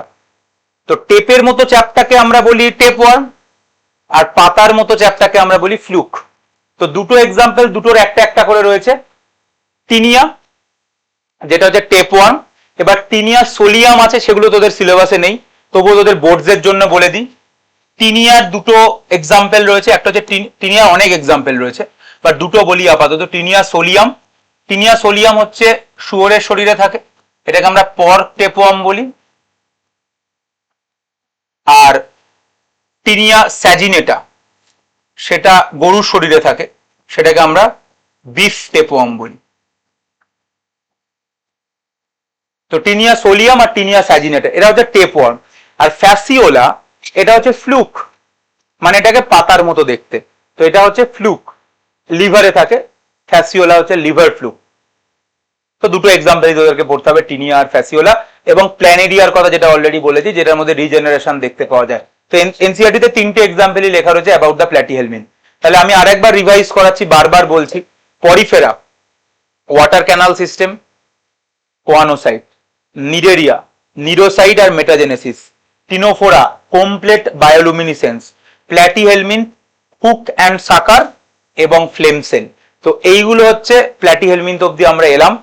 এবং এরপরে নেক্সট আমরা যার মধ্যে যাব সেটা হচ্ছে অ্যাস্কেলমিন্থ। অ্যাস্কেলমিন্থকে অনেকে নিম্যাটহেলমিন্থ বলে,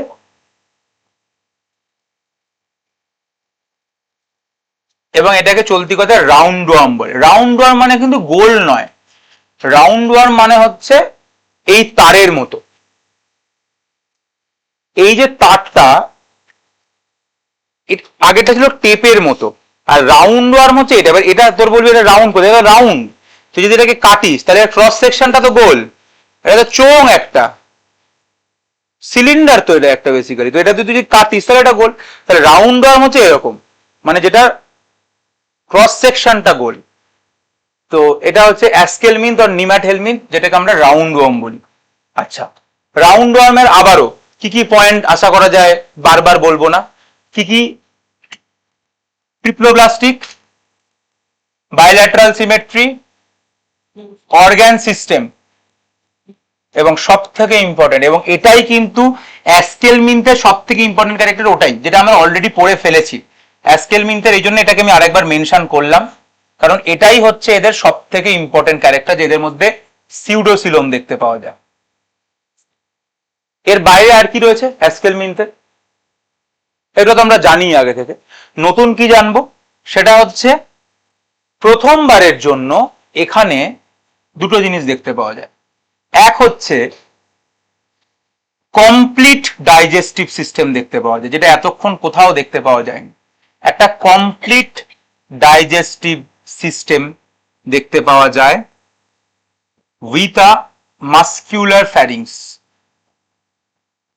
প্রথমবারের জন্য কমপ্লিট ডাইজেস্টিভ সিস্টেম দেখতে পাওয়া যায় উইথ আ মাস্কিউলার ফ্যারিংস, এবং প্রথমবারের জন্য সেক্সেস আর সেপারেট। প্রথমবারের জন্য ছেলে এবং মেয়ে আলাদা আলাদা। অ্যাকচুয়ালি এটা ভুল কথা, মানে এই কথাটা ভুল, কমপ্লিট ডাইজেস্টিভ মাস্কুলার ফ্যারিংস, অ্যাকচুয়ালি এটা ভুল। কেন ভুল? তার কারণ প্রথমবারের জন্য এটা এনথেরিতে লেখা রয়েছে, প্রথমবারের জন্য অ্যাসকেলমিনতে দেখে যাবে, এটা ভুল। অ্যাকচুয়ালি প্ল্যাটিহেলমিনথের মধ্যেই একটা গ্রুপ আছে যার মধ্যেই প্রথমবার কমপ্লিট হয়ে যায়। যাই হোক, সেগুলো ভেবে লাভ নেই। সেক্সেস আর সেপারেট প্রথমবারের জন্য, ছেলে মেয়ে আলাদা আলাদা হয় প্রথমবারের জন্য এখানে। এবং কিরকম হয়? বেসিক্যালি ছেলেরা ছোট হয় সাইজে, এবং ফিমেলরা যারা তারা লঙ্গার হয়।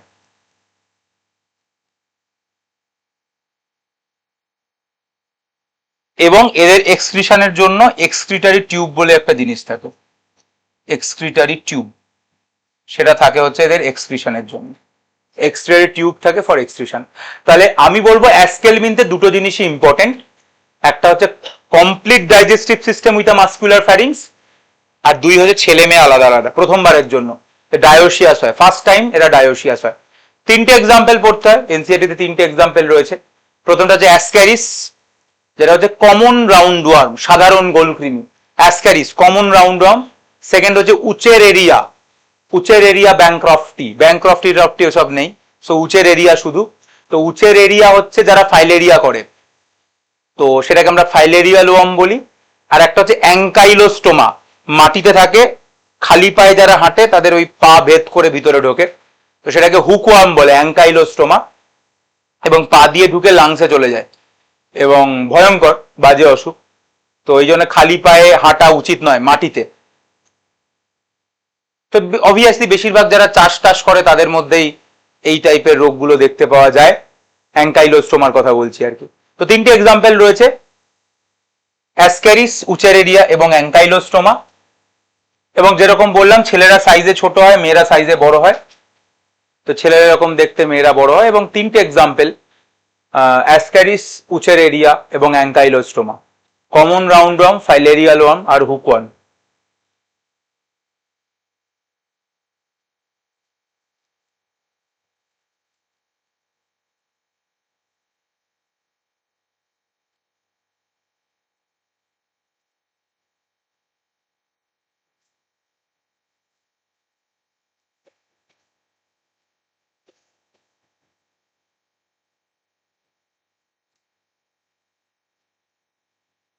এরপর আছে অ্যানিলিডা।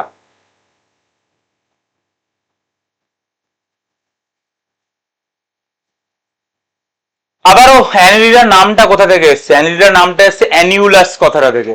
অ্যানিউলাস কথাটার মানে হচ্ছে রিং, তো এর বডি হচ্ছে রিং এর মতো পরপর পরপর যুক্ত। সো অ্যানিলিডা কথাটা এসছে অ্যানিউলাস থেকে। অ্যানিউলাস কথাটার মানে হচ্ছে রিং, এবং রিং মানে হচ্ছে এদের বডি এরকম রিং এর মতো পরপর পরপর পরপর পরপর এরকম ভাবে অ্যাটাচড। তো এই জিনিসটাকে বলা হয় মেটামেরিক সেগমেন্টেশন। এই জিনিসটাকে বলা হয় মেটামেরিক সেগমেন্টেশন। তাহলে অ্যানিলিডা বললেই সবার আগে যেটা মাথায় থাকবে সেটা হচ্ছে মেটামেরিক সেগমেন্টেশনের কথা মাথায় রাখবে। 2 নম্বর, এদের মধ্যে দ্বিতীয় যেটা খুব ইম্পর্টেন্ট একটা পয়েন্ট, সেটা হচ্ছে জেনারেলি আমরা যারা মানুষ, আমাদের রক্ত কিসের মধ্যে থাকে? রক্ত কার মধ্যে রয়েছে? হ্যাঁ, ব্লাড ভেসেলস এর মধ্যে রক্ত রয়েছে। রক্ত তো আর হাওয়ায় ভেসে পড়ে নেই। কিন্তু যারা লোয়ার অ্যানিমেল, তাদের তো রক্ত নেই, কিন্তু রক্তের জায়গায় যেটা থাকে সেটাকে আমরা হিমোলিম্ফ বলি। তো সেটা কিন্তু কোনো ব্লাড ভেসেলের মধ্যে থাকে না। মানে ব্লাড ভেসেল জিনিসটা খুব অ্যাডভান্সড ফিচার একটা, ব্লাড ভেসেল। তো যখন ব্লাড ভেসেলের মধ্যে রক্ত থাকে তখন সেই ধরনের সিস্টেমকে আমরা কি বলি? Closed circulatory system. আর যদি রক্ত এমনি বডি ক্যাভিটির মধ্যে পড়ে থাকে তখন সেটাকে আমরা বলি ওপেন সার্কুলেটরি সিস্টেম। বদ্ধ সংবহন তন্ত্র আর মুক্ত সংবহন তন্ত্র। তো ক্লোজড সার্কুলেটরি সিস্টেম এটা হচ্ছে অ্যাকচুয়ালি একটা অ্যাডভান্সড অ্যানিমেলের ফিচার, যেটা ইভেন ইউরোকর্ডাটার মধ্যেও দেখতে পাওয়া যায় না, কেফেলোকর্ডাটার মধ্যেও দেখতে পাওয়া যায় না, শুধুমাত্র ভার্টিব্রাটার মধ্যে দেখতে পাওয়া যায়, মানুষের মধ্যে দেখতে পাওয়া যায়, নন কর্ডাটার মধ্যে তো প্রশ্নই ওঠে না। বাট অ্যানিলিডা হচ্ছে একমাত্র ব্যতিক্রম। অ্যানিলিডা হচ্ছে এমন একটা নন কর্ডাটা যার মধ্যে ক্লোজড সার্কুলেটরি সিস্টেম দেখতে পাওয়া যায়। এরা এমন একটা ব্যতিক্রম যেখানে ক্লোজড সার্কুলেটরি সিস্টেম দেখতে পাওয়া যায়। সেই জন্য এটা খুব খুব ইম্পর্টেন্ট পয়েন্ট, কারণ ক্লোজ সার্কুলেটরি সিস্টেম নন কর্ডাটার মধ্যে আর কারুর মধ্যে দেখতে পাওয়া যায় না, শুধুমাত্র অ্যানিলিডার মধ্যে দেখতে পাওয়া যায়।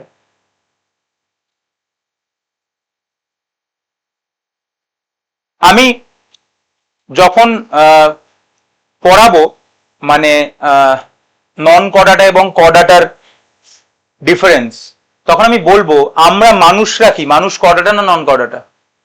আমাদের হার্ট কোন সারফেসে রয়েছে, ভেন্ট্রাল সারফেস না ডরসাল সারফেস? ভেন্ট্রাল। আর আমাদের যেটা নার্ভাস সিস্টেম সেটা কোন সারফেসে রয়েছে যদি জিজ্ঞাসা করি, ডরসাল না ভেন্ট্রাল? ডরসাল কেন বললি? ব্যাকে কে রয়েছে? স্পাইনাল কর্ড রয়েছে। তাহলে তার মানে কর্ডাটার নার্ভাস সিস্টেম ডরসালি থাকে না ভেন্ট্রালি থাকে? ডরসালি। আর কর্ডাটার হার্ট ভেন্ট্রালি থাকে না ডরসালি থাকে? নন কর্ডাটার উল্টো, নন কর্ডাটার ঠিক উল্টো। তার মানে এটা প্রত্যেকবার বলার দরকার নেই, বাট যদি তোকে জিজ্ঞাসা করে যে বলো বাবা অ্যানিলিডার নার্ভ কর্ড যেগুলো সেগুলো ডরসালি থাকে না ভেন্ট্রালি থাকে, কি বলবি? ভেন্ট্রালি থাকে। সেগুলো এগুলো কিন্তু মানে আলাদা করে মনে রাখার ব্যাপার নেই, কারণ এটা নন, আমি পড়াবো নন কর্ডাটা কর্ডাটার ডিফারেন্স যখন পড়াবো তখন আমরা এমনিই বলবো যে এদের উল্টো হয়, তাই এটা তুই এমনি মনে রাখতে পারবি। তাই অ্যানিলিডার দুটো পয়েন্টই ইম্পর্টেন্ট আবার, একটা হচ্ছে মেটামেরিক সেগমেন্টেশন আর একটা হচ্ছে ক্লোজড সার্কুলেটরি সিস্টেম। এর বাইরে এক্সাম্পলের মধ্যে এবার এখানে কিছু টুইস্ট আছে। টুইস্ট মানে কি, যেরকম আমাদের তিনটে এক্সাম্পল পড়তে হয়। একটা হচ্ছে নেরিস। এই যে নেরিস বলে যে ব্যক্তিটি রয়েছে,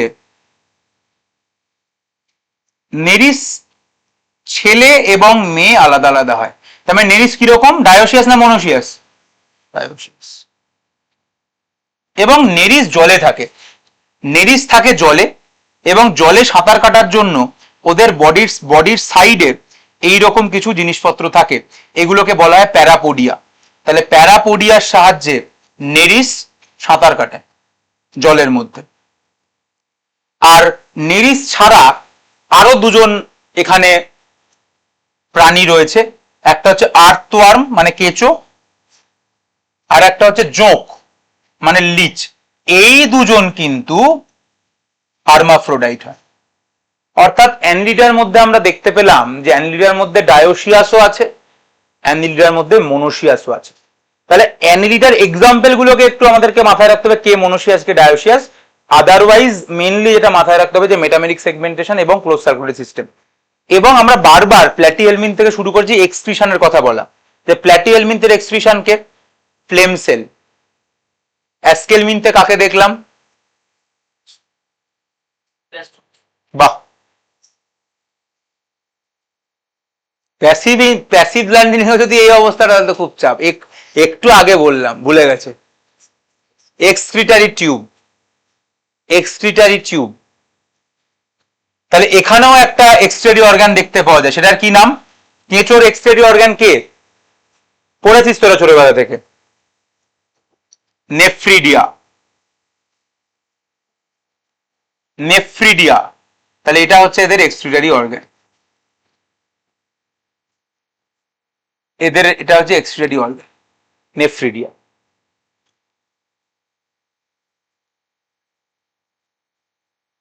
তাহলে এটাই লিখলাম, এটাই লেখা আছে এখানে, আর্থওয়ার্ম, লিচ এবং নেরিস। আর্থওয়ার্ম আর লিচ হচ্ছে মনোসিয়াস, এরা হচ্ছে ডায়োসিয়াস, ছেলে মেয়ে আলাদা আলাদা। এবং ল্যাটারাল কথাটা মানে হচ্ছে, ল্যাটারাল মানে হচ্ছে সাইডে, তো বডির সাইডে প্যারাপোডিয়া থাকে যেটা সাহায্যে ওরা সাঁতার কাটে। আর নেফ্রিডিয়া হচ্ছে এদের এক্সক্রিটারি অর্গান। তাহলে পরিফেরা এক্সক্রিশন কার থ্রুতে করে?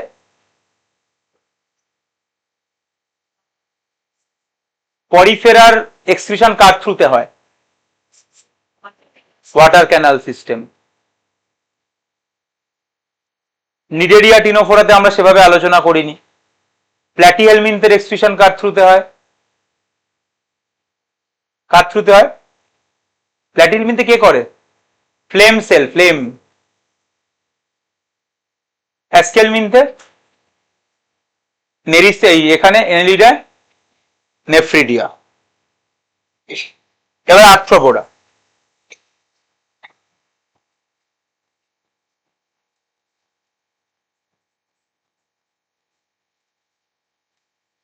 প্রথম কথা, আর্থ্রোপোডা হচ্ছে আমাদের লার্জেস্ট ফাইলাম। যতগুলো ফাইলাম আছে তার মধ্যে লার্জেস্ট ফাইলাম হচ্ছে আর্থ্রোপোডা, সব থেকে বড়। নামটা কোথা থেকে এলো? পোডা মানে পা, আর আর্থ্রো মানে হচ্ছে সেগমেন্টেড। তোদের পায়ের মধ্যে ভাগ ভাগ থাকে, তো ওইগুলোকে আমরা জয়েন্টেড, সন্ধিপদ মনে হয় বাংলায় বলে সন্ধিপদ। তো জয়েন্টেড অ্যাপেন্ডেজেস দেখতে পাওয়া যায়, সেখান থেকে এদের নাম এসছে। কি জানিস এক্সোস্কেলিটন কি দিয়ে তৈরি আর্থ্রোপোডার? কাইটিন দিয়ে তৈরি। এদের রেসপিরেশনের জন্য কে হেল্প করতে পারে? আরশোলা আমরা পড়িনি, পড়লে আরো ভালো বলতে পারতিস। ট্রেকিয়া। এছাড়া বুক গিল আছে যারা জলে থাকে, আর যারা ডাঙায় থাকে তাদের বুক লাং। বাংলাতে অদ্ভুত ভাবে এগুলোর আবার বাংলা করতো, পুস্তক ফুলকা, পুস্তক ফুসফুস, বাপরে বাপ। তো বুক গিল, বুক লাং আর ট্র্যাকিয়া, এগুলো হচ্ছে আমাদের রেসপিরেশন হয় এর থ্রুতে। এদের এক্সক্রিশন কার থ্রুতে হয়? হ্যাঁ, ম্যালপিজিয়ান টিবিউলের থ্রুতে। ম্যালপিজিয়ান টিবিউলের থ্রুতে। এদের বিভিন্ন সেন্স অর্গান থাকে, যেরকম আরশোলাতে দেখেছিস কি সেন্স অর্গান থাকে? সামনে সুর থাকে আরশোলার। তো এদের সেন্স অর্গান হিসাবে বিভিন্ন জিনিস থাকতে পারে, যেরকম সেন্সারি টেন্টাকেলস থাকে, সুর থাকে। চিংড়ি মাছেও দেখেছিস যে চিংড়ি মাছেরও সামনে সুর থাকে, সেন্সারি টেন্টিকেলস থাকে এদের মধ্যে। এদের একটা ব্যালেন্সিং অর্গান দেখতে পাওয়া যায়, এদের একটা ব্যালেন্সিং অর্গান দেখতে পাওয়া যায়, সেটাকে আমরা স্ট্যাটোসিস্ট বলি। স্ট্যাটোসিস্ট বলি। That is arthropoda. প্রশ্ন আসে না আর্থ্রোপোডা থেকে, মানে আর্থ্রোপোডার ক্যারেক্টার থেকে প্রশ্ন আসে না, এক্সেপ্ট কাইটিন ছাড়া। আমি দেখিনি কখনো আলাদা করে কোনো জিজ্ঞাসা করছে, বাট ঠিক আছে, একবার চোখ বুলিয়ে দিচ্ছি। আর্থ্রোপোডা গুরুত্বপূর্ণ খুব একটা নয় তোদের লেভেলে, যদিও এটা লার্জেস্ট ফাইলাম। এক্সাম্পল অনেক কিছু রয়েছে, যেরকম আর্থ্রোপোডার মধ্যেই আমরা প্রথম একটা এক্সাম্পল দেখতে পাবো কোন একটা লিভিং ফসিলের। লিভিং ফসিল মানে বুঝিস তো, মানে যারা আজও বেঁচে আছে, যে কোনো দিন ভোগে চলে যাবে। লিমুলাস, রাজ কাঁকড়া, তাই কি জানি না, লিমুলাসই রাজ কাঁকড়া মনে হয়। তো লিমুলাস। দুই হচ্ছে যারা আমাদের এই শস্য ক্ষেতের যারা ক্ষতি করে, তারা সবাই হচ্ছে পেস্ট, যারা পেস্ট তারা সবাই আর্থ্রোপোডা। বা যারা আমাদের কীট পতঙ্গ, ইনসেক্ট যারা, তার মধ্যে কিছু ইনসেক্ট আমাদের ভালো কাজে লাগে, যেরকম মৌমাছি বা রেশম কীট, যেখান থেকে আমাদের ওই কি রেশম তৈরি হয়। আবার বেশ কিছু কীট পতঙ্গ আমাদের ক্ষতি করে, যেরকম মশা, মাছি, এরা আমাদের বিভিন্ন রোগ টোগ করে, সেগুলো আমরা পরে পড়বো। তো এই কটাই এক্সাম্পল রয়েছে, সেই এক্সাম্পল গুলো পড়ে ফেলতে হবে তোদেরকে। যে ইনসেক্টের মধ্যে এপিস আর সিল্কওয়ার্ম। এপিস মানে হচ্ছে মৌমাছি, সিল্কওয়ার্ম মানে হচ্ছে যারা সিল্ক তৈরি করে। ভেক্টরের মধ্যে মসকিউটো, মশা। মশার মধ্যে কিউলেক্স মশা ফাইলেরিয়া রোগ ছড়ায়, ভালো করে বোঝ। ফাইলেরিয়া করে কে? ভুলে গেলি এর মধ্যে ফাইলেরিয়া রোগটা করে কে? এর মধ্যেই ভুলে গেলি, 3 মিনিট আগে পড়ানো। কে করে? উচের এরিয়া। তার মানে রোগটা করে কিন্তু মশা নয়। ম্যালেরিয়া করে, মশা নয়। ম্যালেরিয়া রোগটা করে হচ্ছে একটা প্রোটোজোয়া যার নাম প্লাজমোডিয়াম। প্লাজমোডিয়াম মানুষের শরীরে ঢোকে মশার থ্রুতে।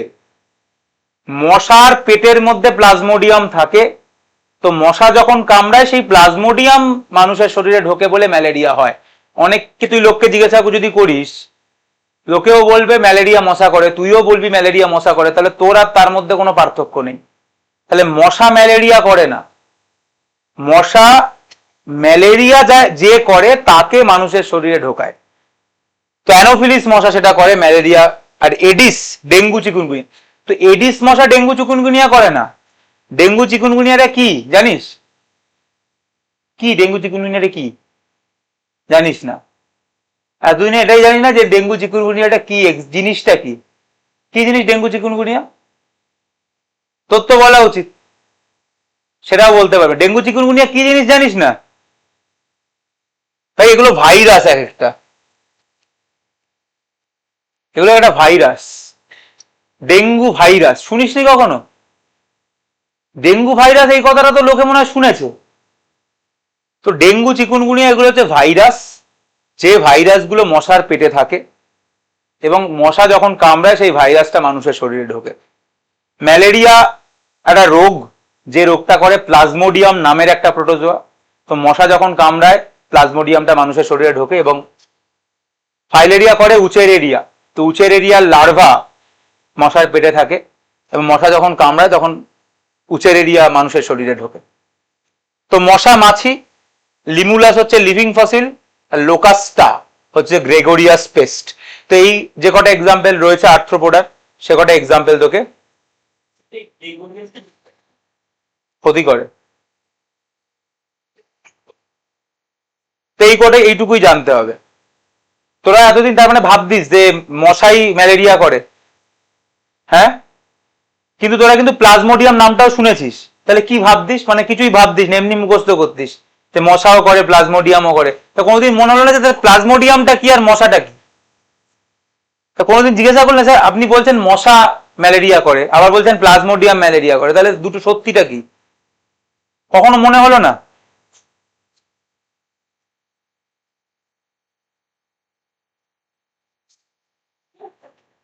মোলাস্কা,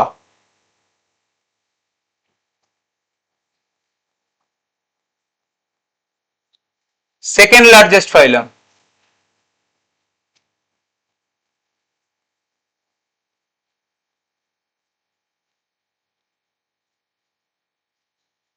মোলাস্কাটাকে একটা ছবিতে একেই শেষ করে দিই। মোলাস্কার একটা মাথা আছে, একটা মাথা, একটা হাম্প আছে, হাম্প মানে কুঁজ, আর একটা পা আছে, ঠিক আছে? এবং এইটাই হচ্ছে ওদের মেন বডি, এবং বডির মধ্যে কোনো ভাগ নেই। তার মানে ওদের কিন্তু একটা আনসেগমেন্টেড বডি আছে। এটা হচ্ছে একটা ভিসেরাল হাম্প, হাম্প মানে কুঁজ, এবং এটা কিন্তু আনসেগমেন্টেড, তার মানে এদের বডি কিন্তু আনসেগমেন্টেড। এটা হচ্ছে পা, মাস্কিউলার ফুট, আর এটা হচ্ছে হেড। এখানে চোখ ফোক যা আছে আছে, সুর আছে সুর, তো এটা সেন্সারি অর্গান হিসাবে থাকে, টেন্টেকেল থাকে। এবং ওদের খাওয়ার এখানে একটা অর্গান থাকে যেটা ওদের খেতে সাহায্য করে, এটা খুব ইম্পর্টেন্ট, সেটার নাম হচ্ছে র্যাডুলা। এটা হচ্ছে একটা র্যাসপিং অর্গান। এইটুকু শুধু মাথায় রাখ যে এটা খেতে সাহায্য করে। মুখের এখানে থাকে, মুখে, মাউথের এখানে থাকে, মুখের এখানে র্যাডুলা নামের একটা র্যাসপিং অর্গান থাকে।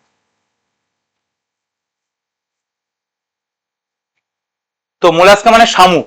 তো শামুক এটা হচ্ছে একটা মাংস, মানে বডি। তো শামুকের কি মাংস, তুই কি মাংস দেখতে পাস? মাংস ঢাকা থাকে, উপরে একটা মোটা লেয়ার থাকে। তো এর উপরে একটা মোটা, একটা ক্যালসিয়াম কার্বনেটের একটা লেয়ার থাকে। তো এই যে লেয়ারটা থাকে এটাকে বলা হয় হচ্ছে ক্যালকেরিয়াস শেল, যেটা ক্যালসিয়াম কার্বনেট দিয়ে তৈরি হয় এবং এটাই শক্ত। এবং ক্যালকেরিয়াস শেলের ঠিক নিচে একটা পাতলা পর্দা থাকে, এই পর্দাটাকে বলা হয় men tell membrane.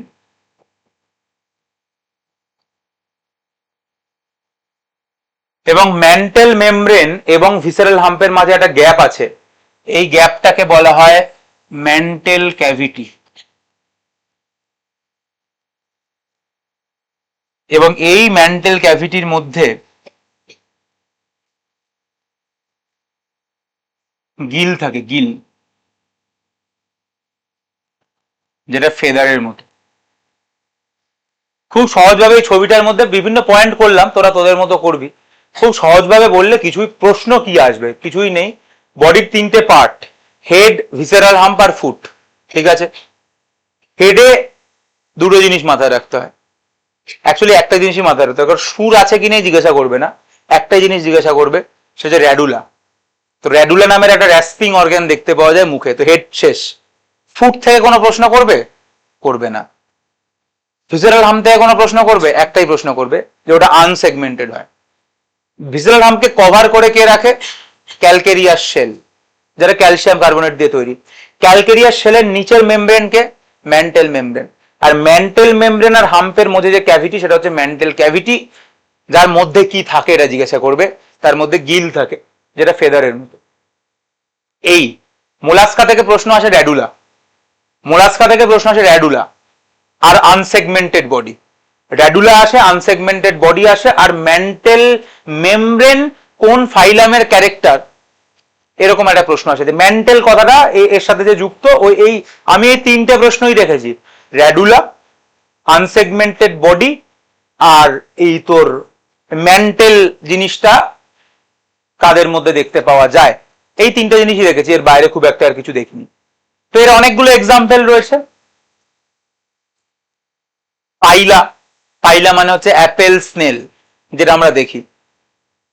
Pink ta-da, pink ta-da মানে হচ্ছে ঝিনুক, যার মধ্যে মুক্ত থাকে, পার্ল ওয়েস্টার। ললিগো, ললিগো কালকেই খেলাম, যেটা মানে হচ্ছে স্কুইড, আমার খুব পছন্দের খাবার একটা। অক্টোপাস, ডেভিল ফিশ বলি আমরা। তারপরে যেটা বলছিলাম অ্যাপ্লাইসিয়া আছে, সি হেয়ার। ডেন্টেলিয়াম আছে। তো যতগুলো এক্সাম্পল রয়েছে সবকটাই পড়তে হবে। সেপিয়া রয়েছে। তো Pila apple snail, Loligo squid, Aplysia sea hare, Pinctada pearl oyster, Dentalium tusk shell, octopus devil fish, আর সেপিয়া হচ্ছে কাটেল ফিশ। দেখ, ওরা তো মাছ নয়, মাছ কার মধ্যে পড়ে? মাছ হচ্ছে করাটার মধ্যে পড়ে, পিসেস। তো এরা হচ্ছে সব ফলস ফিশ। ডেভিল ফিশ আর কাটেল ফিশ, যেহেতু নামের মধ্যে এদেরকে আমরা ফিশ বলি, তাই এদেরকে ফলস ফিশ বলা হয়। আর বাকি যে কটা এক্সাম্পল রয়েছে তোদেরকে পড়তে হবেই, আর কিছু না। বাকি এক্সাম্পল গুলোকে মুখস্থ করে নিতে হবে। বারবার সি দেওয়া নামগুলোকে মার্ক করা রয়েছে, তো সি দেওয়া নামগুলো সবসময়ের জন্য খুব গুরুত্বপূর্ণ।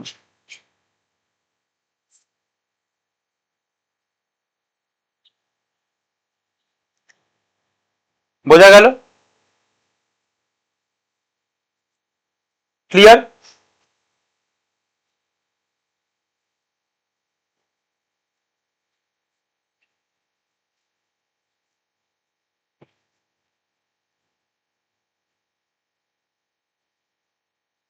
এনসিআরটি তে নেই, নিটেও আসবে না। এক্সট্রাটি অর্গানের একটা নাম লিখে রেখে দে বোর্ডসের জন্য, অর্গান অফ বোজানাস বলে, অর্গান অফ বোজানাস, মানে ওটা মোলাস্কার মধ্যে দেখতে পাওয়া যায়, এটা মাথায় রেখে দে। দুটো এক্সট্রা পয়েন্ট বলছি, মানে বোর্ডসের জন্য বলছি। একটা হচ্ছে অর্গান অফ বোজানাসের নামটা লিখে রেখে দে মোলাস্কাতে। আর মোলাস্কার মধ্যে একটা ক্লাস আছে, যেরকম বলছিলাম যে নিডেরিয়ার মধ্যে একটা ক্লাস আছে যার নাম অ্যান্থোজোয়া, যার মধ্যে কোরাল পড়ে। তো মোলাস্কা, অর্গান অফ বোজানাস লিখেছিস তো? অর্গান অফ বোজানাস, বিও জেড বা জে কিছু একটা হবে, ভুলে গেছি এখন। অর্গান অফ বোজানাস, বিও জে লিখে দেয় একটা কিছু, যাই হোক। তো আর একটা ইম্পর্টেন্ট পয়েন্ট, সেটা হচ্ছে মোলাস্কার মধ্যে একটা ক্লাস আছে, সেই ক্লাসটার নাম হচ্ছে গ্যাস্ট্রোপোডা। কি নাম ক্লাসটার? গ্যাস্ট্রোপোডার মধ্যে কোন অ্যানিমেলটা পড়ে মোলাস্কার? অ্যাপেল স্নেল, শামুক। শামুককে দেখেছিস কখনো? তোর কি মনে হয় শামুকের কোনো সিমেট্রি আছে, রেডিয়াল বা বাইল্যাটারাল? তোর কি মনে হয় আছে না নেই? যেরকম অক্টোপাস, ধর অক্টোপাস এরকম টাইপের একটা জিনিস, এর একটা সিমেট্রি আছে কিন্তু। অক্টোপাস কি এরকম দেখতে, এইরকম টাইপের গিয়ে একটা এরকম টাইপের একটা ব্যাপার আছে অক্টোপাসের মধ্যে, তো একটা সিমেট্রি আছে। বা তোর ডেন্টালিয়াম, ডেন্টালিয়ামকে আর এরকম টাইপের দেখতে, মানে তার একটা সিমেট্রি আছে। মোলাস্কার মধ্যে কি সিমেট্রি দেখতে পাওয়া যায়? বাইল্যাটারাল, সব বাইল্যাটারাল সিমেট্রি দেখতে পাওয়া যায়। বাট শামুকের কি কোনো সিমেট্রি তোর মনে হচ্ছে আছে?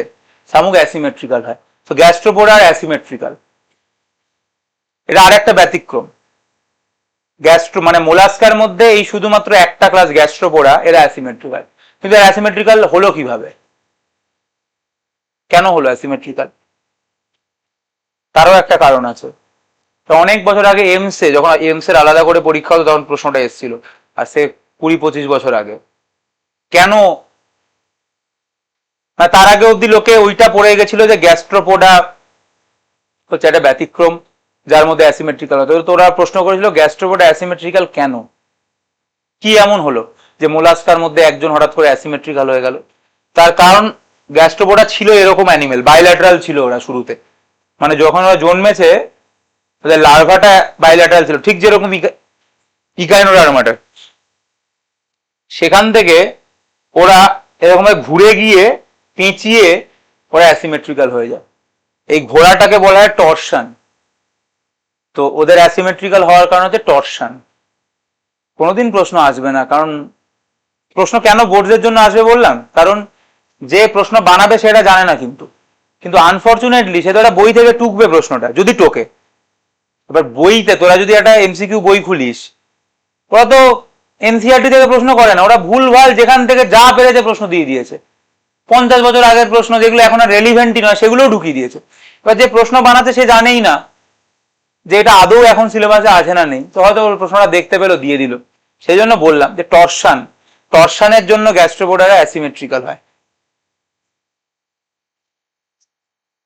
চারদিকে টিউশন নিয়ে খুব বিক্ষোভ চলছে দেখছি, এবং সেটা নিয়ে লোকে দেখছি প্রচুর কথা বলছে, মানে যারা স্কুল টিচার নয় তারা প্রচুর কথা বলছে দেখছি। আবার যারা স্কুল টিচার, কিন্তু এই যে নিয়মটা যে স্কুল টিচার পড়াতে পারে না, এটা অনেক বহু বছরের পুরনো নিয়ম, 2006-7 সালের নিয়ম এটা। তাহলে হঠাৎ করে এখন একটা ইমপ্লিমেন্ট হয়েছে তা ব্যাপার নয়। আচ্ছা, এখন একটা ইমপ্লিমেন্ট যে হয়েছে তাও কেউ জানে না, কারণ এই নোটিশটা তো 6 সাল থেকেই আছে।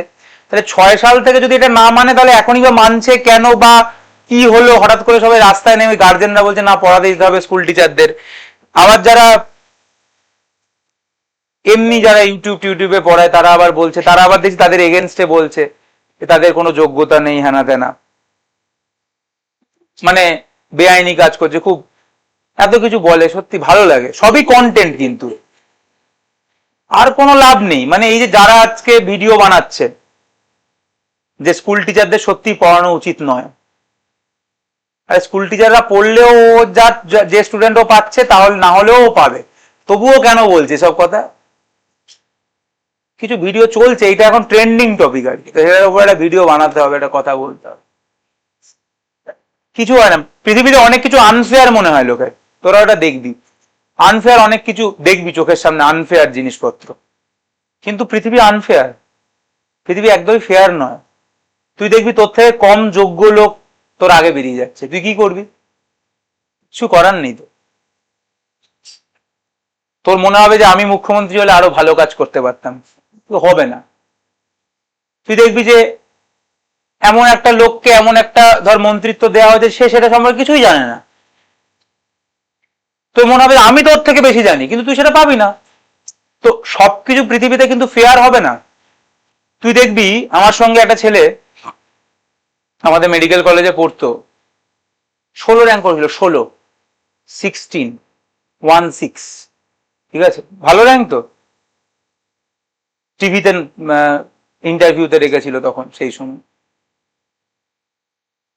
তো ওই ছেলেটা উচ্চ মাধ্যমিকে টেস্টে 3টে সাবজেক্টেই ফেল করেছিল, এবং ওকে এইচএসে বসতে দেবে না বলেছিল, তারপরে ও হাতে পায়ে ধরে মানে ম্যানেজ করে নিয়েছিল, তখন তো সেমিস্টার ছিল না, টেস্ট ছিল, সে 16 র্যাঙ্ক করে। ওই স্কুল থেকে দুটো ছেলেই চান্স পেয়েছিল, সরিষা রামকৃষ্ণ মিশনের ছেলে, সরিষা রামকৃষ্ণ মিশন ওখানে একটা স্কুল আছে, ওই উত্তরপাড়ার ওই সব সাইডের একটা স্কুল। তো 16 র্যাঙ্ক। তো ওই স্কুল থেকে অনেক ভালো ভালো ছেলে ছিল, কিন্তু ওই স্কুল থেকে দুজনই চান্স পেয়েছিল, একজন 8 র্যাঙ্ক করেছিল, একজন 16 র্যাঙ্ক করেছিল। যে 8 র্যাঙ্ক করেছিল সে ভালো, সে মাধ্যমিকে র্যাঙ্ক করেছে, উচ্চ মাধ্যমিকে র্যাঙ্ক করেছে, এবং সে এক্সপেক্টেড ছিল সে 1 থেকে 10-এর মধ্যে, মানে 1 থেকে 100-এর মধ্যে থাকবে, এটা সবাই জানতো। আর আরেকজন যে চান্স পেলো, যে 16 র্যাঙ্ক করলো, সে ফেল করা স্টুডেন্ট। আর ওই স্কুলের আরো বেশ 4-5টা ছেলে মেয়ে ছিল যারা লোকে এক্সপেক্ট করেছিল ডাক্তারিতে পাবে, কিন্তু তারা পায়নি। এই 16 যে, সে পুরো 8-এর টুকে 16 হয়েছে। মানে কপাল হয়, কপাল। ইঞ্জিনিয়ারিং কলেজে সিট পড়েছিল, গ্যালারি, এবং কোশ্চেন কোড ঘুরে ঘুরে ওর পিছনেও সেম কোড পড়ে গেছে, পুরো ওএমআর ঝেপে দিয়েছে।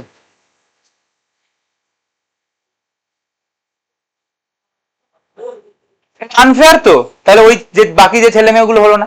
আচ্ছা, এইটা পরে জানাজানি হয়, ওই বুক চিতিয়ে কোনো একটা বন্ধুকে বলেছিল, সে বলেছে স্বাভাবিক ভাই, সে চান্স পায়নি, ও পেয়েছে, এসব কথার চাপা রাখে। তো পুরো মেডিকেল কলেজে 4.5 বছর ওই ছেলেটা কিন্তু মাথা নিচু করে ওকে চলতে হতো, আবার স্বাভাবিক ব্যাপার। ও কিন্তু আর কিছু করতে পারেনি, ও বারবার ফেল করেছে, ফেল তো করবে, ওর তো কিচ্ছু মাথায় নেই, কিন্তু ডাক্তারি থেকেও ফেল করে যায় না, মানে আলটিমেটলি পাস করেই যায়। ও পাস করেই গেছে, করে গিয়ে ও বেরিয়ে গিয়ে আর কোনো রিস্ক নেয়নি, ও আর পিজি ফিজিতে বসারই আর চেষ্টা করেনি।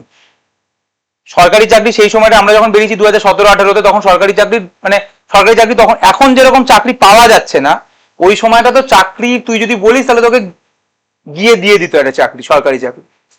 ও একদম সরকারি চাকরিতে ঢুকে গেছে, কোনো দেরি করেনি আর, সরকারি চাকরি ঢুকে গিয়ে এখন সরকারি চাকরি হয়ে ও একটা মানে ব্লকের হেড হয়ে গেছে। তো আনফেয়ার মনে হবে, বাট আনফেয়ার, পৃথিবী আনফেয়ার, পৃথিবী ইজ নট ফেয়ার। একদমই ঠিক কিছু হবে না, ঠিক কিছু হয় না, কিচ্ছু করার নেই, এভাবেই চলবে দুনিয়া। তবুও লোকে ভিডিও বানায়, কন্টেন্ট, আর কোনো কারণ নেই।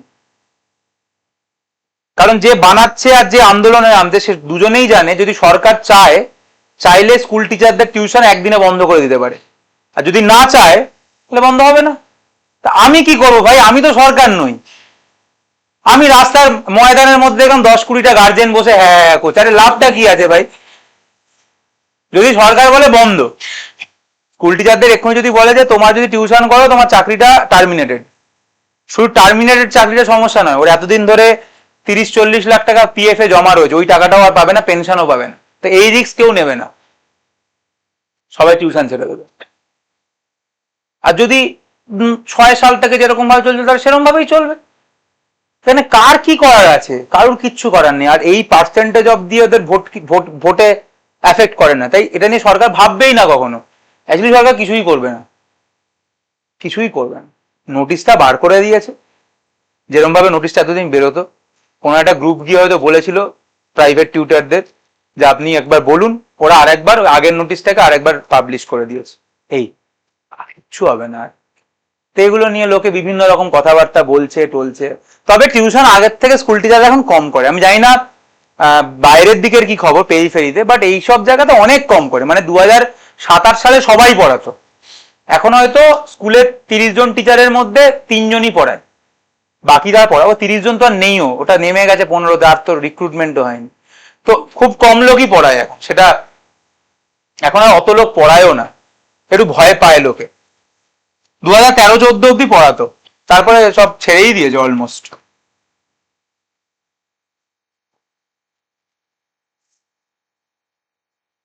কিন্তু লোকে নোটিশটা খুব সিরিয়াসলি নিয়েছে আমি দেখছি, সেই জন্যই আমি ভাবছি, মানে লোকে হঠাৎ করে আন্দোলন করছে। ইকাইনোর আর্মাটা,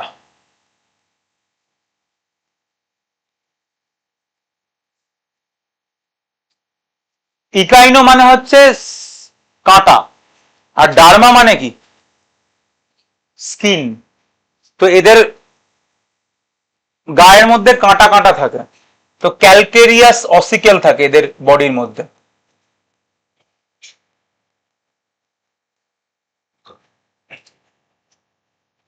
ক্যালকেরিয়াস অসিকেল থাকে, কাঁটা কাঁটা থাকে।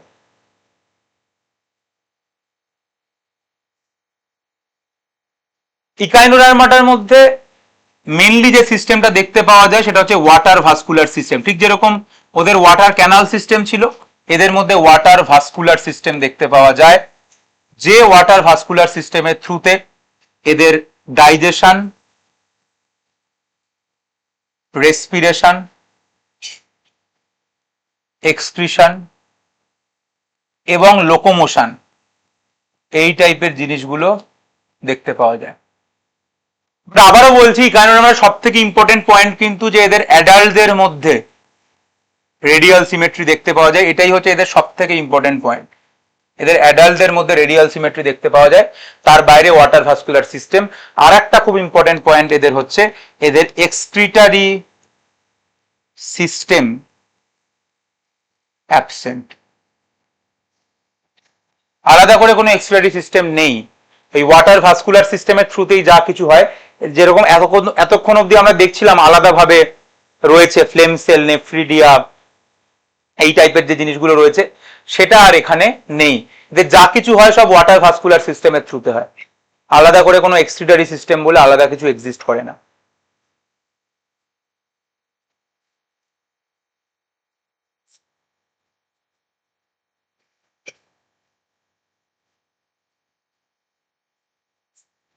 আর কিছু জানতে হয় না, এর বাইরে এক্সাম্পল জানতে হয় ইকাইনোডার্মাটাতে। ইকাইনোডার্মাটাতে এর বাইরে এক্সাম্পল জানতে হয় এবং এক্সাম্পল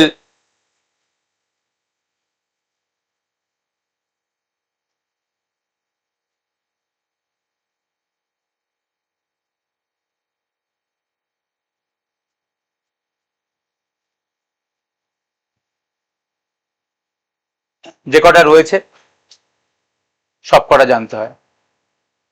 সি দেওয়া নামগুলোর ওপর বেশি গুরুত্ব দিতে হয়।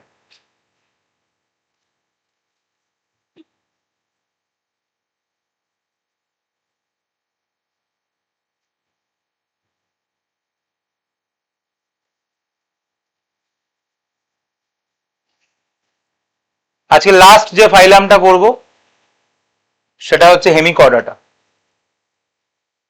এখানে আমরা আর একটা কথা লিখতে পারি, এরাও হচ্ছে এক্সক্লুসিভলি মেরিন।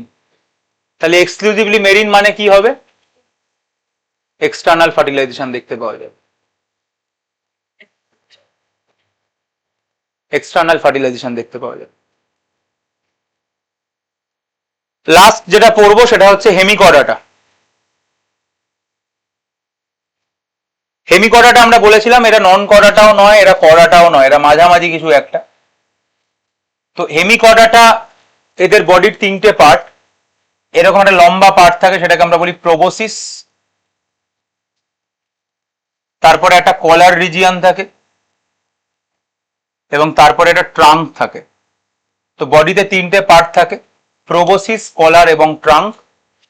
কলারের মধ্যে এদের এই একটা জিনিস থাকে সেটা হচ্ছে স্টোমোকর্ড। এই স্টোমোকর্ডটা আছে বলেই এরা, স্টোমোকর্ডটা নোটোকর্ড নয় সেই জন্য এরা কর্ডাটা নয়, আবার স্টোমোকর্ডটা কিছু নয় তাও নয় সেই জন্য এরা নন কর্ডাটাও নয়। প্রশ্নতে স্টোমোকর্ড কোথায় থাকে? কলার রিজিয়নে থাকে, এটা একটা ইম্পর্টেন্ট। প্রোবোসিসের মধ্যে এদের একটা প্রোবোসিস গ্ল্যান্ড থাকে, প্রোবোসিসের মধ্যে একটা প্রোবোসিস গ্ল্যান্ড থাকে যেটা এদেরকে এক্সক্রিশনে হেল্প করে। তাহলে স্টোমোকট কোথায় থাকে? কলারে, আর প্রোবোসিস গ্ল্যান্ড হচ্ছে এদের এক্সক্রিশনে হেল্প করে। আর তার মধ্যে দেখ এরা নন কর্ডাটাতে, এদের মধ্যে ওপেন সার্কুলেটরি সিস্টেমই দেখতে পাওয়া যায়, এগুলো আলাদা করে। আর ক্লোজ সার্কুলেটরি সিস্টেম শুধুমাত্র ওই অ্যানিলিডার মধ্যেই দেখতে পাওয়া যায়, আলাদা করে কিছু এখানে পড়ার কিছু নেই। দুটো পয়েন্টই মাথায় রাখতে হয়, স্টোমোকট কলারে আর প্রোবোসিস গ্ল্যান্ড হচ্ছে এদের এক্সক্রিটারি অর্গান। এক্সাম্পল ব্যালানোগ্লসাস, স্যাকোগ্লসাস।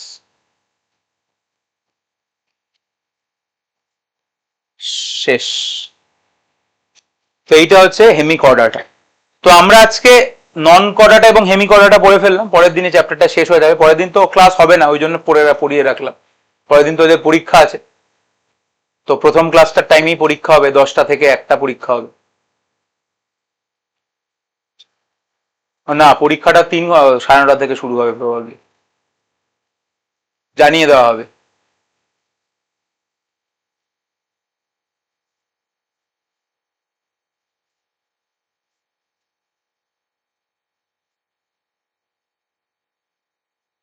তাহলে একবার যদি কুইকলি রিভাইজ করি, পরিফেরার মধ্যে ওয়াটার ক্যানাল সিস্টেম আর কোয়ানোসাইট, নিডেরিয়ার মধ্যে নিডোসাইট আর মেটাজেনেসিস, টিনোফোরাতে কমপ্লেট আর বায়োলুমিনিসেন্স, প্ল্যাটিহেলমিনতে হুক সাকার ফ্লেম সেল, অ্যাসকেলমিনথের মধ্যে হচ্ছে কমপ্লিট ডাইজেস্টিভ সিস্টেম আর ডায়োসিয়াস, অ্যানিলিডাতে হচ্ছে মেটামেরিক সেগমেন্টেশন, ক্লোজড সার্কুলেটরি সিস্টেম এবং নেফ্রিডিয়া, আর্থ্রোপোডার মধ্যে কাইটিনাস এক্সোস্কেলিটন, বাকি ওইগুলো নিয়ে এত কিছু নেই। মোলাস্কার মধ্যে র্যাডুলা, ম্যান্টেল মেমব্রেন এবং ম্যান্টেল ক্যাভিটি এবং আনসেগমেন্টেড বডি, তিনটে পয়েন্ট। আর ইকাইনোডার্মাটার মধ্যে মেনলি হচ্ছে রেডিয়াল সিমেট্রি, সেগুলো বাদ দে। ইকাইনোডার্মাটার মধ্যে যে ওয়াটার ভাস্কুলার সিস্টেম আর এক্সট্রিটারি অর্গ্যান অ্যাবসেন্ট, আলাদা করে কোনো এক্সট্রিটারি অর্গ্যান নেই। আর হেমিকর্ডাটার মধ্যে হচ্ছে স্টোমোকর্ড কলারে থাকে আর প্রোবোসিস গ্ল্যান্ড এক্সক্রিশনে হেল্প করে। এইগুলো হচ্ছে মেন পয়েন্ট, মেন সবকটার মেন পয়েন্ট হচ্ছে এগুলো, এবং এগুলো থেকেই প্রশ্ন আসে। তাহলে ব্রিটেল স্টার কোন কোন ফাইলামের মধ্যে দেখতে পাওয়া যায়? ব্রিটেল স্টার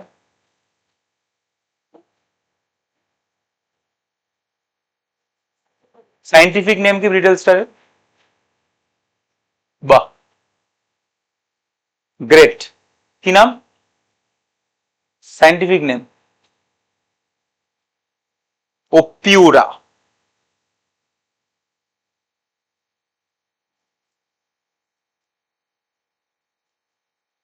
তো এই হচ্ছে ব্যাপার। এবং এটা এখন কেন বলতে পারলি না জানিস? কারণ এখনো তোরা এক্সাম্পল গুলো লিখলি না খাতায়, তোদের খাতাতেও লেখা উচিত ছিল। আমি এখানে এমনি এমনি ওয়েট করছিলাম না, বোর্ড দেখার জন্য ওয়েট করছিলাম না, এগুলো ওয়েট করছিলাম যাতে তোরা খাতাতেও এখন একবার লিখিস। কারণ এই নোটটার মধ্যেও পুরো এক্সাম্পল গুলো লেখা থাকা উচিত ছিল। যাই হোক, তো এই হচ্ছে আমাদের নন কর্ডাটা এবং হেমি কর্ডাটা। ক্লিয়ার সবার? কারোর কোনো ডাউট, প্রশ্ন?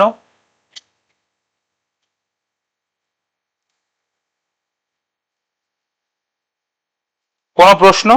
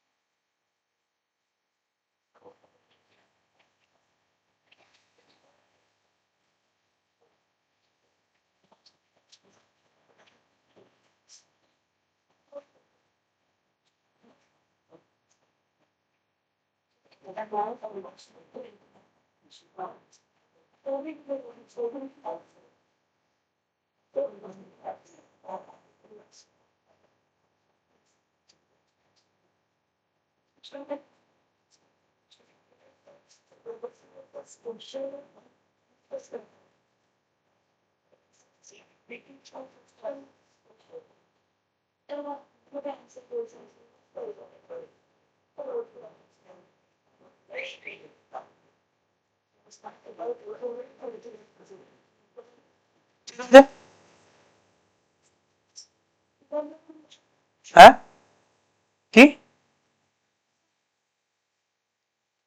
ফেনোমেনা মানে ঘটনা? সেগমেন্টেশন তো বললাম আগের দিন যে বডি সেগমেন্টেড, পার্টে পার্টে বিভক্ত, এই অ্যানিলটাতে যেরকম ছিল। হ্যাঁ, ওভিপেরাস। ওভিপেরাসটা পড়ার সময় পড়াবো। ওভিপেরাস মানে যারা ডিম পারে, আর্থ্রোপোডারে ওভিপেরাস হয় লেখা রয়েছে না? ওভিপেরাস মানে যারা ডিম পারে। তো এই ওটাই তো বললাম, ওই খেতে সাহায্য করে, ওইটুকুই মাথায় রাখা পারে। হ্যাঁ, কি থাকে টিনোফোরাতে? টিনোফোরাতে রয়েছে এনসিআরটি তে, যেটা নেই সেটা লাগবে না। কি না, হ্যাঁ আসতে পারে, অ্যামাইনো সুগার তো আসতেই পারে। হ্যাঁ, হ্যাঁ আসতেই পারে, যেটা রয়েছে আর কি, যেটুকু।